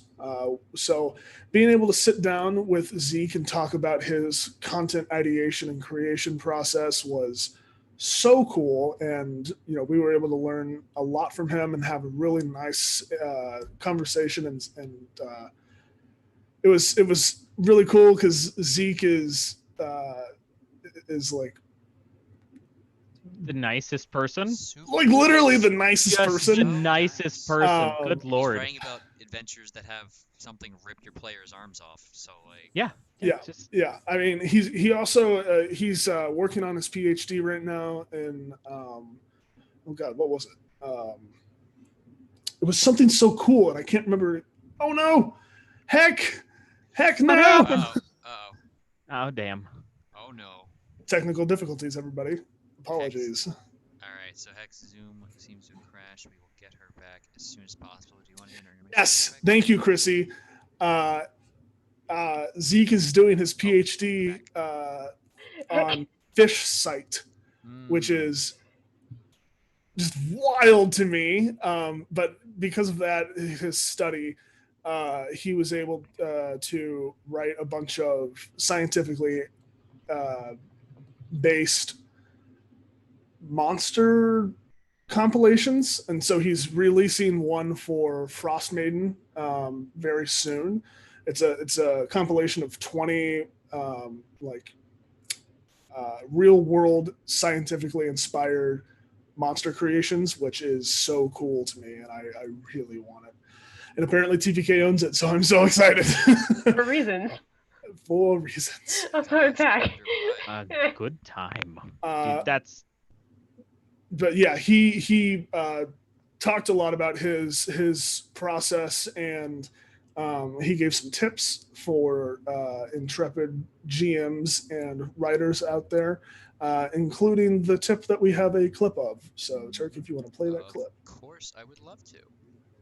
If you just take the opportunity to sort of like figure out like, okay, who are the people that I want to write like who else writes adventures like the sorts of adventures I would write. So for example, if you're really interested in writing for Ravenloft, you have to follow Oliver Clegg, for example. If you want to write, if you want to create zany, over the top, really like action-packed adventures, then you probably want to follow people like James Introcaso, Alex Clippinger. If you want to write science-inspired content, you can follow me to plug myself. And so just sort of find people adjacent to what you want to do or in that sort of sphere, follow them, look at some of their content.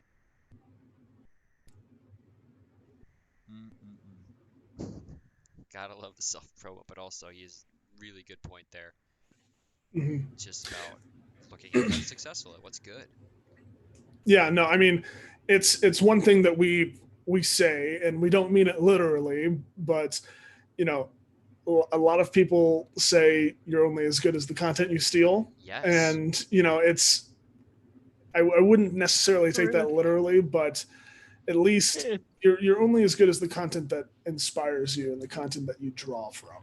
I mean, absolutely. I mean, coming from a person who just like gushed over a man who almost gave me an aneurysm when he showed up in a Zoom chat, like there is a level of like you find the source material that connects to you. So that I think that's brilliant. The thing that strikes me the most about this this particular episode of Murder and Coffee too, because it is so dense with good information, is that it's not an episode that I think I personally will ever be like, oh yeah, I've gone and watched it. It was great information. It's like, that's a reference.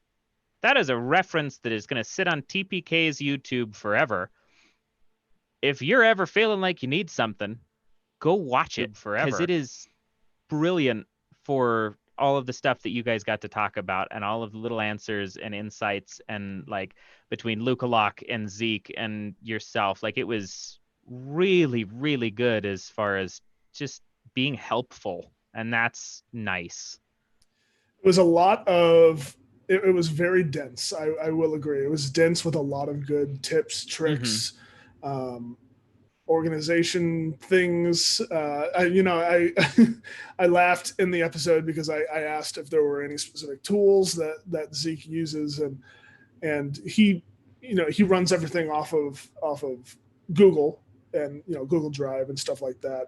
But he also uses a formal editor for all of his content, which I think is a great idea, and more people should be doing that. But it's cool to be able to sit down and talk to someone who has succeeded in what they're doing in this space, the TTRPG community, and kind of pick their brains about how they do it, what they're doing right, the things that they're excited about, the things that scare them. Like we had like a 30-minute horror conversation before break in there, so that was fun because I'm the big horror nerd, Cole and I at least. But no, it was so great to finally meet Zeke after planning this episode and knowing all of his content, and I'm excited to have him on TPK for more stuff. Absolutely. I don't know if it's already in talks or whatever, but if Luke is still listening or checking out the stream, if you don't at least invite him to play a session with you, I would be personally sad, because I think that would be amazing to see. There are talks being had. Good. That's all I can say. Excellent. My secrets cannot be revealed. Oh my god. There it is. Secrets. So many secrets in this man. Whose man's is this? Come get him and his secrets. But yeah, no, that wraps up this past week Unless anybody has anything else they would like to talk about, we can dive into the future week. I mean, I feel like I would be remiss with our kind of, non D&D third-party game guru sitting here to not ask a question, I guess to everybody, but more specifically to you, JK. Like, what was the first non-D&D tabletop RPG that you ever played? And then what do you think, if you can form an opinion, a decisive opinion on this, what is your favorite you've played so far? So, my first wasn't bought. So, actually, I'll back up a little bit more because I think that's a wonderful question. That's a really important question, too. I started playing D&D so intensely that I was under the impression that any role-playing game or any role-playing thing can be played using D&D's rule set. I was like, nah, I'll just hack it to pieces. I've got Cyberpunk D&D 5th edition. I've got Sci-Fi D&D 5th edition. I've got mundane 20th century D&D 5th edition. I've got you want this? I got it. We can play it in D&D. It works. And then somebody showed me the art for Morkborg. A tiny book. It's about this big. Swedish publisher. If you have not seen, I ran one episode on it. I definitely want to run more because I felt like it was not personally on top of my game, but it was a good episode. I will be running more of it. But somebody showed it to me, and the art itself, I was like, I'm gonna have this on my desk as a art piece, and I let it sit there as an art piece, and I showed it up, and then I finally sat and I read it, and I went, why are we not doing more of this? Why are we not building games that are accessible to everyone? So Morkborg was the first one that I ever started with, and then it just went off the rails. The top shelf of my library now is filled with 26 different systems right now. I think I have 8 more on the way.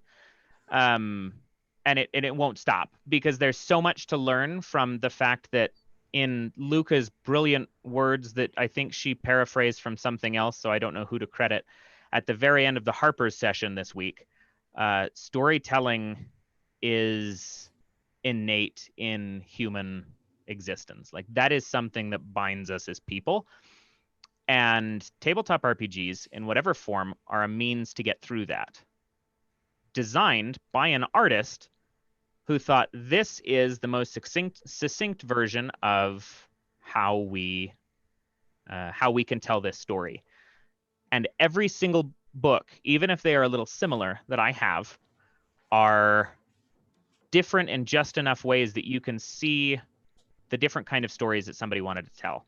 And now, looking at it now, I'm of the mind that there is a tabletop RPG for anything you could want to run. And I encourage you to find that first.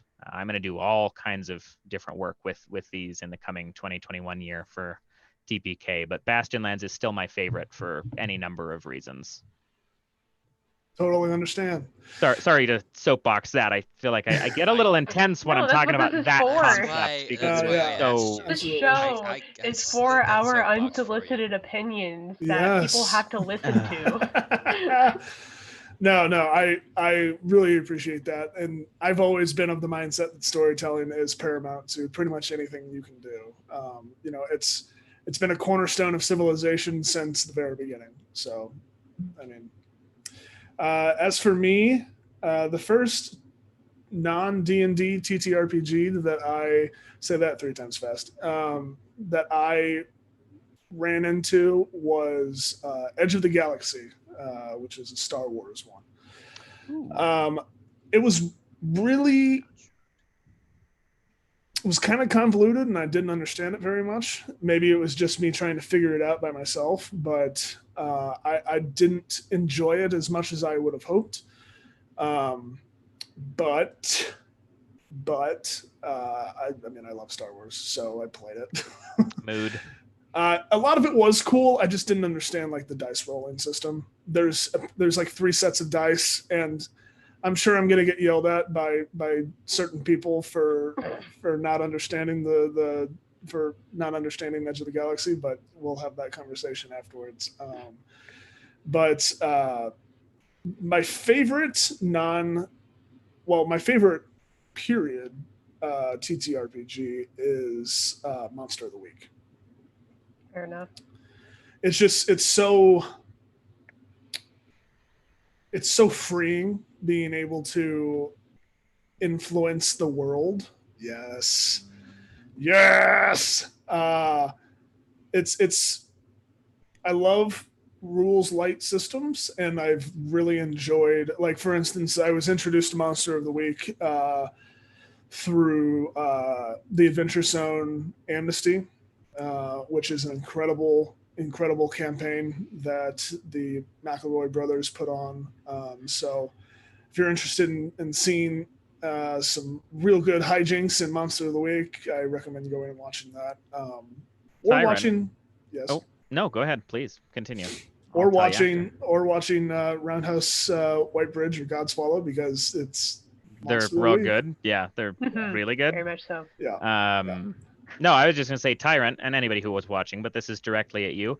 If you want a good collaborative world-building tabletop RPG, go read or play through Kids on Bikes. It is designed with everybody's taste of the world in mind. Real good kind of Stranger Things-esque world, and it's another one of those kind of, we want the players to be involved in building the world, and that's very much kind of the spirit of Monster of the Week or Kids on Bikes. They're all real nice. Well, JK, you know what my challenge to you is going to be. Don't say it. We've talked. I said it either last week or 2 weeks ago, and we need to have a session where you DM me. Yep. GM me, and so that's what I want. I want Kids on Bikes. Chrissy's got a good note too. Tales from the Loop is spectacular. Another good Stranger Things-esque feel. That one's great, and made by the same people who did Morkborg, or kind of. It's the same publisher, but like really top notch. Yeah. So okay, everyone else has like these very nice and philosophical answers. I'm a very simple person, okay? So my favorite non-D&D game was also the first non-D&D game that I played at a table, and that's Honey Heist. Yes! I absolutely loved it. It's such a cute concept that you're all bears, but also the fact that your only two stats are criminal and bear just kills me. Like, that's so perfect. It's like, you have these different jobs. Like, you can be like a hacker and stuff. You have different hats, and it's just so... I hacked the door. It's so good. Like, I just love it so much, and I seriously hope I get to run one at some point, but I need to like get my life together first. I would love that. Just know if I ever want to run a one shot on this server, it will be Honey Heist. So can I, because I am a wealth of terrible knowledge about tabletop RPGs, can I tell you a fun fact about Honey Heist? What? So Honey Heist is a super rules light, like real small game, right? You can do kind of, very specific things with it. The people who wrote Honey Heist are releasing a game that I'll have to send a picture to in the Discord, but called Heart, the City Beneath. And it is a super dense, like this thick, like full D&D sized book that the art is done by the guy who did the like Bloodborne like comic art. Like, it's intense. It's really dark and like a complete 180 from Honey Heist, and they made both of them. It's super funny. Beautiful. That makes me That's very happy. That's the one with the bee witch, right? Yeah, it's the one with the witch full of bees. Yeah. Bees? Bees. No. Cut. Full of Cut. bees. We're gonna fix this in post, but I don't want that in the show. Bees. Bees. Oh my god. Yeah. We'll never stop talking about bees. No, I Every episode. I asked the comes back to question bees. because the first time I ever played anything that wasn't D&D was through was when I was studying abroad in Ireland. I joined an RPG society or whatever, and they were like, "Oh yeah, no, it's Pathfinder game night, and we're gonna have like our continuing campaign group come in, and we're gonna like watch them play." And I'm like, that sounds pretty fun. Like, I've never played Pathfinder before, and I walk in, and they're like, "Oh yeah, no, this is a LARP. So here's your character card, and we're gonna use a card draw system, and it basically shook my entire understanding of what like game systems could be about. Because again, I had really only ever watched anyone play D&D. I understood the different versions of D&D. I did never bothered to look because D&D is it, right? And just that, and being able to, and then going to a convention afterward that they hosted there, and just like being able to like, play a bunch of different systems. I'm just like, what do you mean it's not all just roll d20? Why are you handing me the 2d10s? What is that about? Like, For a game that's only D6s. yeah, You're like, exactly. I have these in my Yahtzee box. I should be playing RPGs before this. Yeah, Like, exactly. Exactly. And like the way I got into RPGs, I feel like even started with like all the old wargaming boxes and all that, and just kind of having that realization to go the complete opposite end. There's all these RPG systems that you don't have to build a character built around combat. Like there you can just build a character concept and work with it. It just really opened my eyes, and then I got into a bunch of really awesome text-based games with God, it is Ascension Godhood. I'm trying to remember the exact name of it.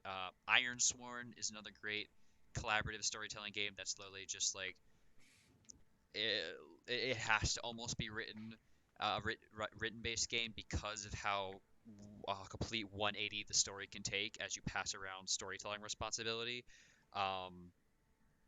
But I will just transition to the second part of the question. I have to say my favorite, and this may be biased because of the exposure I've had to it, has been so excellent. But best like RP side system to run has probably been Electric Bastion Land, just because like everything you said, it gives so much freedom to what you can do in any given situation. Though I will say my favorite combat system I have ever read through and run once and immediately fall in love with is this old boy here, Lancer, which is just to not only call it a beautiful game, but it's so well put together in regards to how the combat rules work that I can send you a Excel cheat sheet and you'll be, blown apart enemy mechs in 5 minutes, and it's one of those systems where you look at it and you're like, oh, this is really easy. But then when you get into it and all the different decisions you can make and all the different things that you can do with different, different mechs and different, weapons you bring into a fight, you're like, oh, this is really easy to get, but really deep in regards to the things you can do on any given turn and how your mech can be the same build.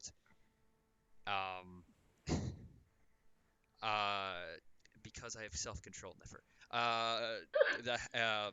Like how your mech can be the same type of mech as the person next to you, but you could be bringing a mortar cannon and like gun turrets, and the other person is bringing an entire hacking suite and AI, like a non-human person AI built into their system that's at risk of cascading and becoming sentient and trying to kill the pilot.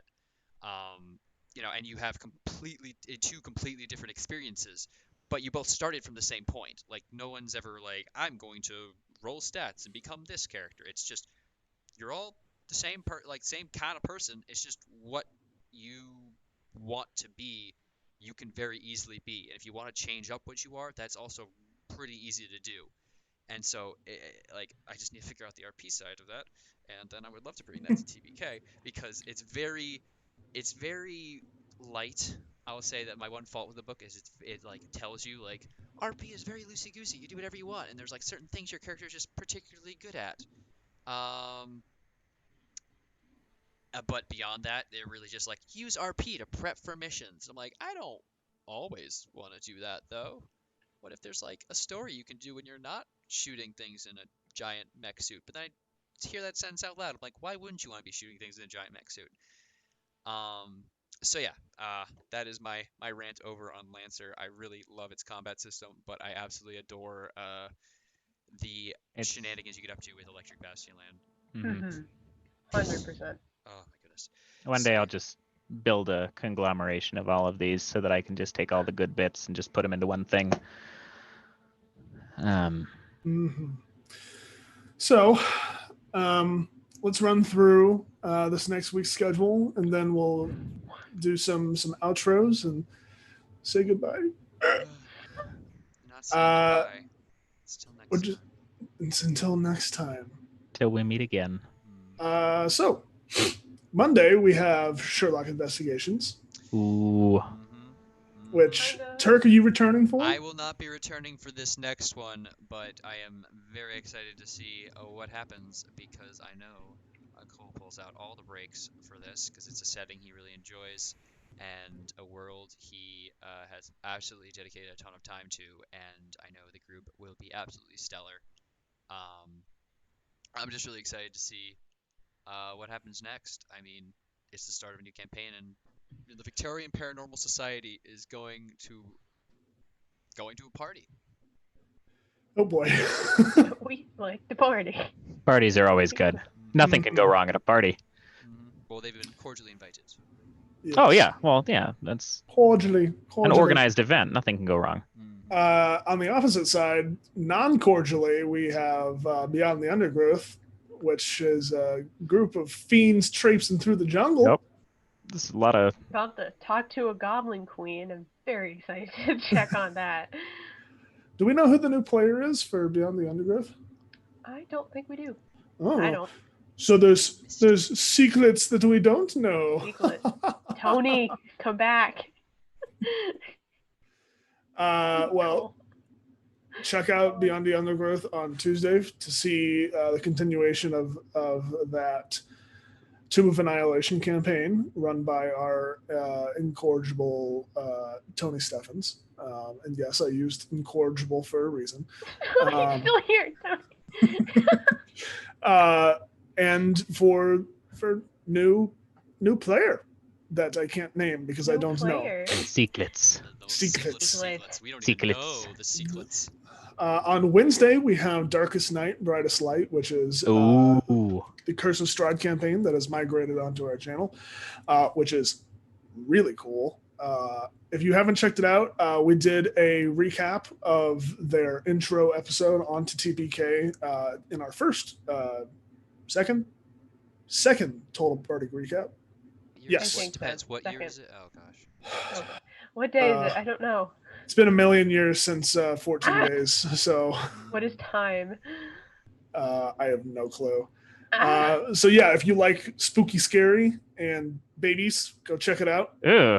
Well, not anymore. Don't connect both of those together. Not together. They are separate like parts of the campaign. So which has been made very clear to us. They are separate parts of the campaign. On Thursday, we have Queen's Gambit, which is our new Tyranny of Dragons campaign. Heck, you want to talk a little bit about that? Yes, I'm so excited, guys. I'm going to be in it, and I will be playing like my first dedicated druid. Honestly, I've played druids for one shots and stuff, but not for a campaign. So to have a potential vet student play a druid is kind of a dangerous combination. I'm very excited for that. We have a ton of people in chat that are going to be in it. Actually, I just saw Dat Magic Juice in there. He's going to be DMing it, which is going to be awesome. And Niffer is in chat. She's going to be in there. Chrissy's in there, so she's also in chat. It's going to be great. It's going to be so good. So that's a top-notch cast on if Thursday. Don't say so myself. It's honestly going to be the most wholesome cast. We've already planned out so much. It's a wholesome group. It's going to be That's very great. good. I'm excited. So, oh boy. Because isn't Tyranny of Dragons pretty intense? So a really wholesome group is very funny. The worst. I love that. Penta Karen. Penta Karen. On Friday, we have Cold Hands, Warm Hearts, our new Rime of the Frost Maiden campaign, which is run by Last HP Hero. I'm super excited for Rime of the Frost Maiden because it is a pure horror campaign, which I am super, super excited about because the only other one that I can think of that is dedicated purely to horror in Wizards of the Coast officially licensed material is Curse of Strahd. So that's my stuff, and I can't wait to watch it. I'm really excited to see how again, I don't know anything about Rime of the Frost Maiden yet. I've intentionally not looked so that I could watch something and it just be a complete surprise. So I'm raving over this, and I hope the rest of you are too, because I think it's going to. I think Rime of the Frost Maiden is going to be one of those like staple campaigns. Oh, 100%. 20 years down the So road, good. it's still going to be like the stuff. Something So, I need to rave over is Last Hit Point Hero's theme that he has made so far. He actually shared, the actual sound file on the Discord. Please check Wait. that out. It sounds It's incredible. Did you say It that is- he has made, like he himself did the created Yes. it? Ooh, It I have to is hit him up. very good. Definitely check it out. his That's inspiration fantastic. behind it was the thing, and how they Oh, mentioned how its heartbeat isn't in line with the human, and he like Sorry. I just spread some fake news. Sorry. it was done by I did an not artist. understand that. How dare well, you? I'll still have to hit him up because I got to find that artist. But that's It's fantastic. yeah, just like it. You. I don't remember when that was posted, but I'm pretty sure it was just a weekday. I'm just like I didn't need this level of anxiety during a work day already. It's wonderful. We're really excited about it. Oh my god. Yeah. Just Here at TPK, we fact check, and we were fact checked, and Listen. no Thanks, copyrights Dude, here. Cole is on top of it. I appreciate you just hanging out in the chat. Yes. Just Thank you, feeding Cole. us information. You are our perpetual cue card. Yeah, what do I say next, Cole? Can you give me my line? Oh, right. Lines. Line, Cole. Line. Cole, line, Help. please. Please, Cole. Line. And on Saturday, we have the continuation of the Bard's Refrain, which is Osir X Franco's musical-themed campaign. So good. That we are all ready for. We want it so bad. If you, again, Turk, I'm going to let you talk a little bit more about the Bard's Refrain because you're in it. Yeah. Cut in here. Ah. Yeah. It is just so everything, guys. It is so good. Like everyone's fucking vibing in the cast and just like, all right. Basically, break it down. Sarah's made this giant world and filled it with everything, and we're just a tiny little part. We're traveling around, and last session was our Halloween session. We traveled into the waste. I have my notes here, my bootstrap notes, which are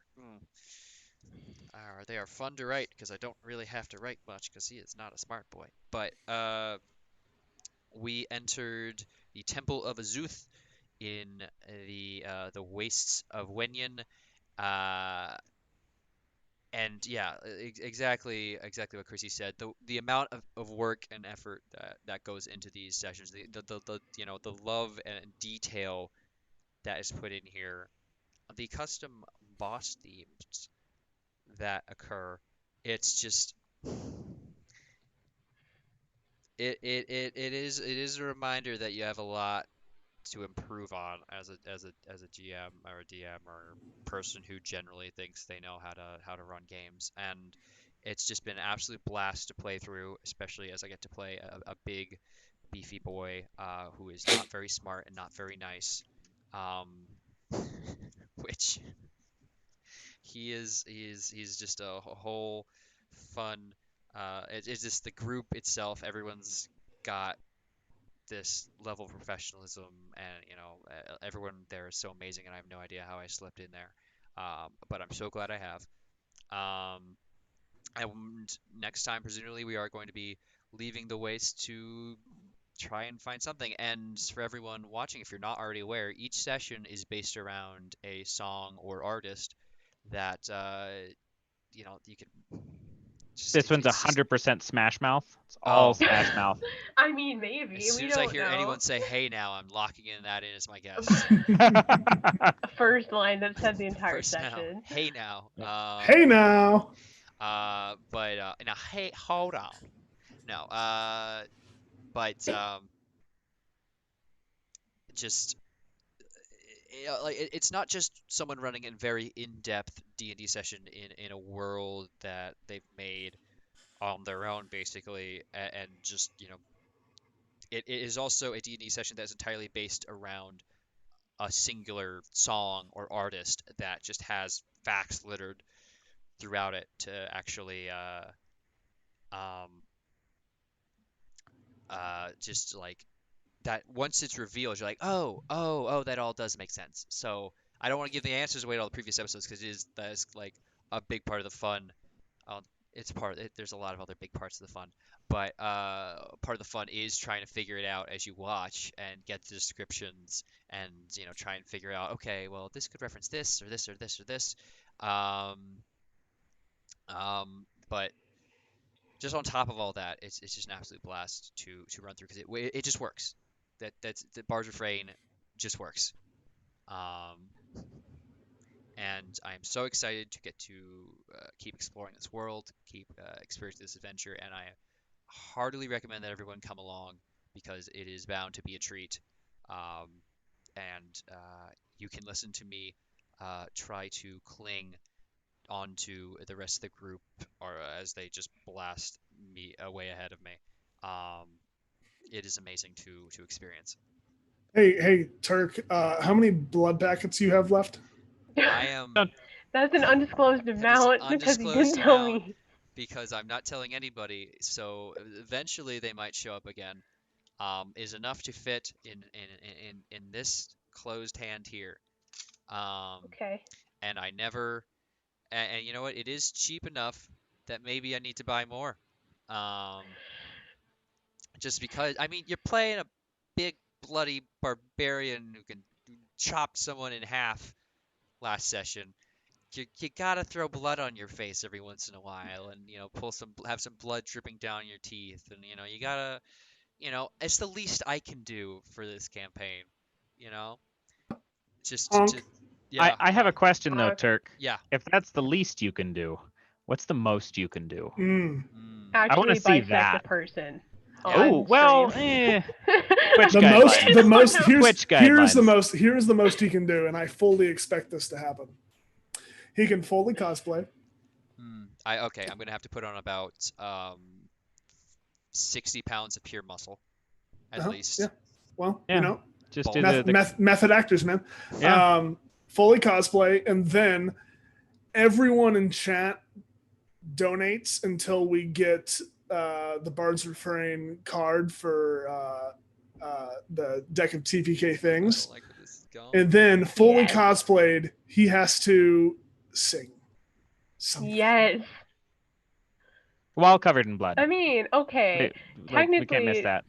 Technically, y'all could make him sing with just 8K channel points, but that works too. But you don't want that. We already lost viewers when I tried to do a cat voice. That's well, not this time. Just next time, once you're recapping it, somebody's going to throw down that 8 channel points. I'm not saying I have the amount of points for that, but I'm just saying it is there. Yeah, could be a good time. Bootstrap singing show tunes. Yes, I agree, Sarah. I think that would be the most incredible thing I've ever seen. Even more incredible than,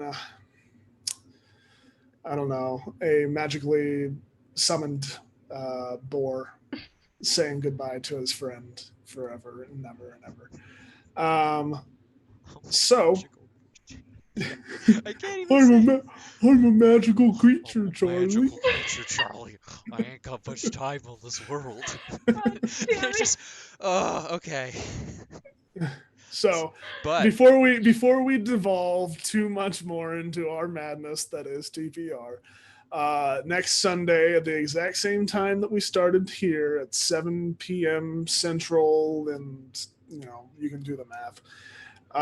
We will be having TPR once again. So show up, show out, wear your hoodies and headwear, and we'll see you. Before we leave, though, JK. Yes. Would you like to tell us anything about things you're doing in the near to mid future? Well, I guess that depends on how near to mid future you're talking about. Are you talking about the thing I'm doing on the 23rd, which is another bastardization of Electric Bastion Land with 2 of these fine folk that we've got hanging out, and then 2 more of the fine folk, some of which are hanging out in chat, which is going to be lots of fun. horror, spooky stuff. Town of Ravenscrest. It'll be great. Another 80s romp. Whatever you are allowed to say. I don't know if you've been given clearance yet. Well, I mean, I asked, and he was like, yeah, you can give a teaser as long as they're okay with it. And I don't know if I'm going to not be able to talk about it for much longer, so I might just tell it now, or I'm going to have an aneurysm. Okay, so I have been given clearance to talk forever on my independent tabletop RPG passion, because starting in 2021, I'm getting my own show called The Top Shelf, which is going to be discussions of tabletop RPGs independently every episode. Heck yeah. Every episode's going to be its own thing. I will say no more than that because it is still in the works, but we have a date lined up. Everything is enough in concretion that it's going to happen. But beyond that, just stay tuned because I'm very excited to finally bring this passion of bringing tabletop RPGs to everybody. It brings me great joy to think that we're going to see a lot more this makes different me mechanics. So happy. So happy. Yeah. Sorry, Cole, if I just messed everything up and you were like, no, I said teaser. Don't tell him what it is. I'm sorry. I'm going to tell him anyway because I'm too excited. But it's going to be good. It'll be real good. Yeah, keep an eye out because 2021 is going to be wild. Not even just for my stuff, but just there's so much stuff going on. We just keep getting more busy as things progress. So cool, man. I am so excited for that. And I hope, are you going to have people on the show as guests? Or are you 100%. So it's going to be built in two parts. The first part of that is going to be a one shot with the game mechanics. And then the back half of the show is going to be a conversation over game design and very much kind of a chill TPR kind of thing where we go over how the game felt, how the vibe, how it coalesced into what it is and, what that meant for everybody's experience with it. Yeah. Very cool. Yeah, excited for that. It'll be lots of fun. Hope you have some spots for us three and for people in chat. And will indeed. Although, Tyrant, I apologize, but I think Kids on Bikes is closer to the October of 2021 because Halloween stuff. So you're gonna have to catch up on something earlier. It makes sense. It makes sense. But yeah, no, thank you so much for joining us, JK. No, thank you for having me. I really appreciate it. Pleasure always speaking with you and picking your brain on all of your incredible content and passions and desires. And I hope you are excited for the future because we certainly are. Well, hopefully. We'll see. Season 1's going to be crazy. So let's get after it. But yep, that is everything for today, unless any of you have anything else you'd like to say. I think that's a wrap. I got nothing. I got no secrets anymore. Secrets. Apparently, me neither. Yeah. It feels secret. As always, you are free to go back and watch any of the content that we have already posted or we have already talked about. We intentionally try to keep it less spoilery so that if you do find it interesting, you can go back and have those moments like we did where we cry and laugh because, that's the spice of life. As always, we have an incredible Discord server that you can go and hang out with all of us in. If you're no expectations if you want to just go and vibe with us. Come hang out and lurk, drop a meme now and then. Voice chat, it's great. Yeah. If you have any questions for any of us, we're all present too. Like very specifically, if you're like, I need this thing, I'll be like, okay, go check out this book. Like we're all happy to help. It's a great place. It's an incredible community. And check out the website for all of the future content. Check out our Patreon for free content. Plus, if you want to pay for stuff, very low amounts for stuff like GM insights or teasers or stuff like that. We have that as well. Am I forgetting anything, guys? I think that pretty much covers it. Great group, great team. Yeah, Basically, lots of busy stuff coming up with just incredible people all around. So much stuff. Cool. Thank you all for watching. I hope you have a great night, a great week, and please come back and hang out with us next Sunday.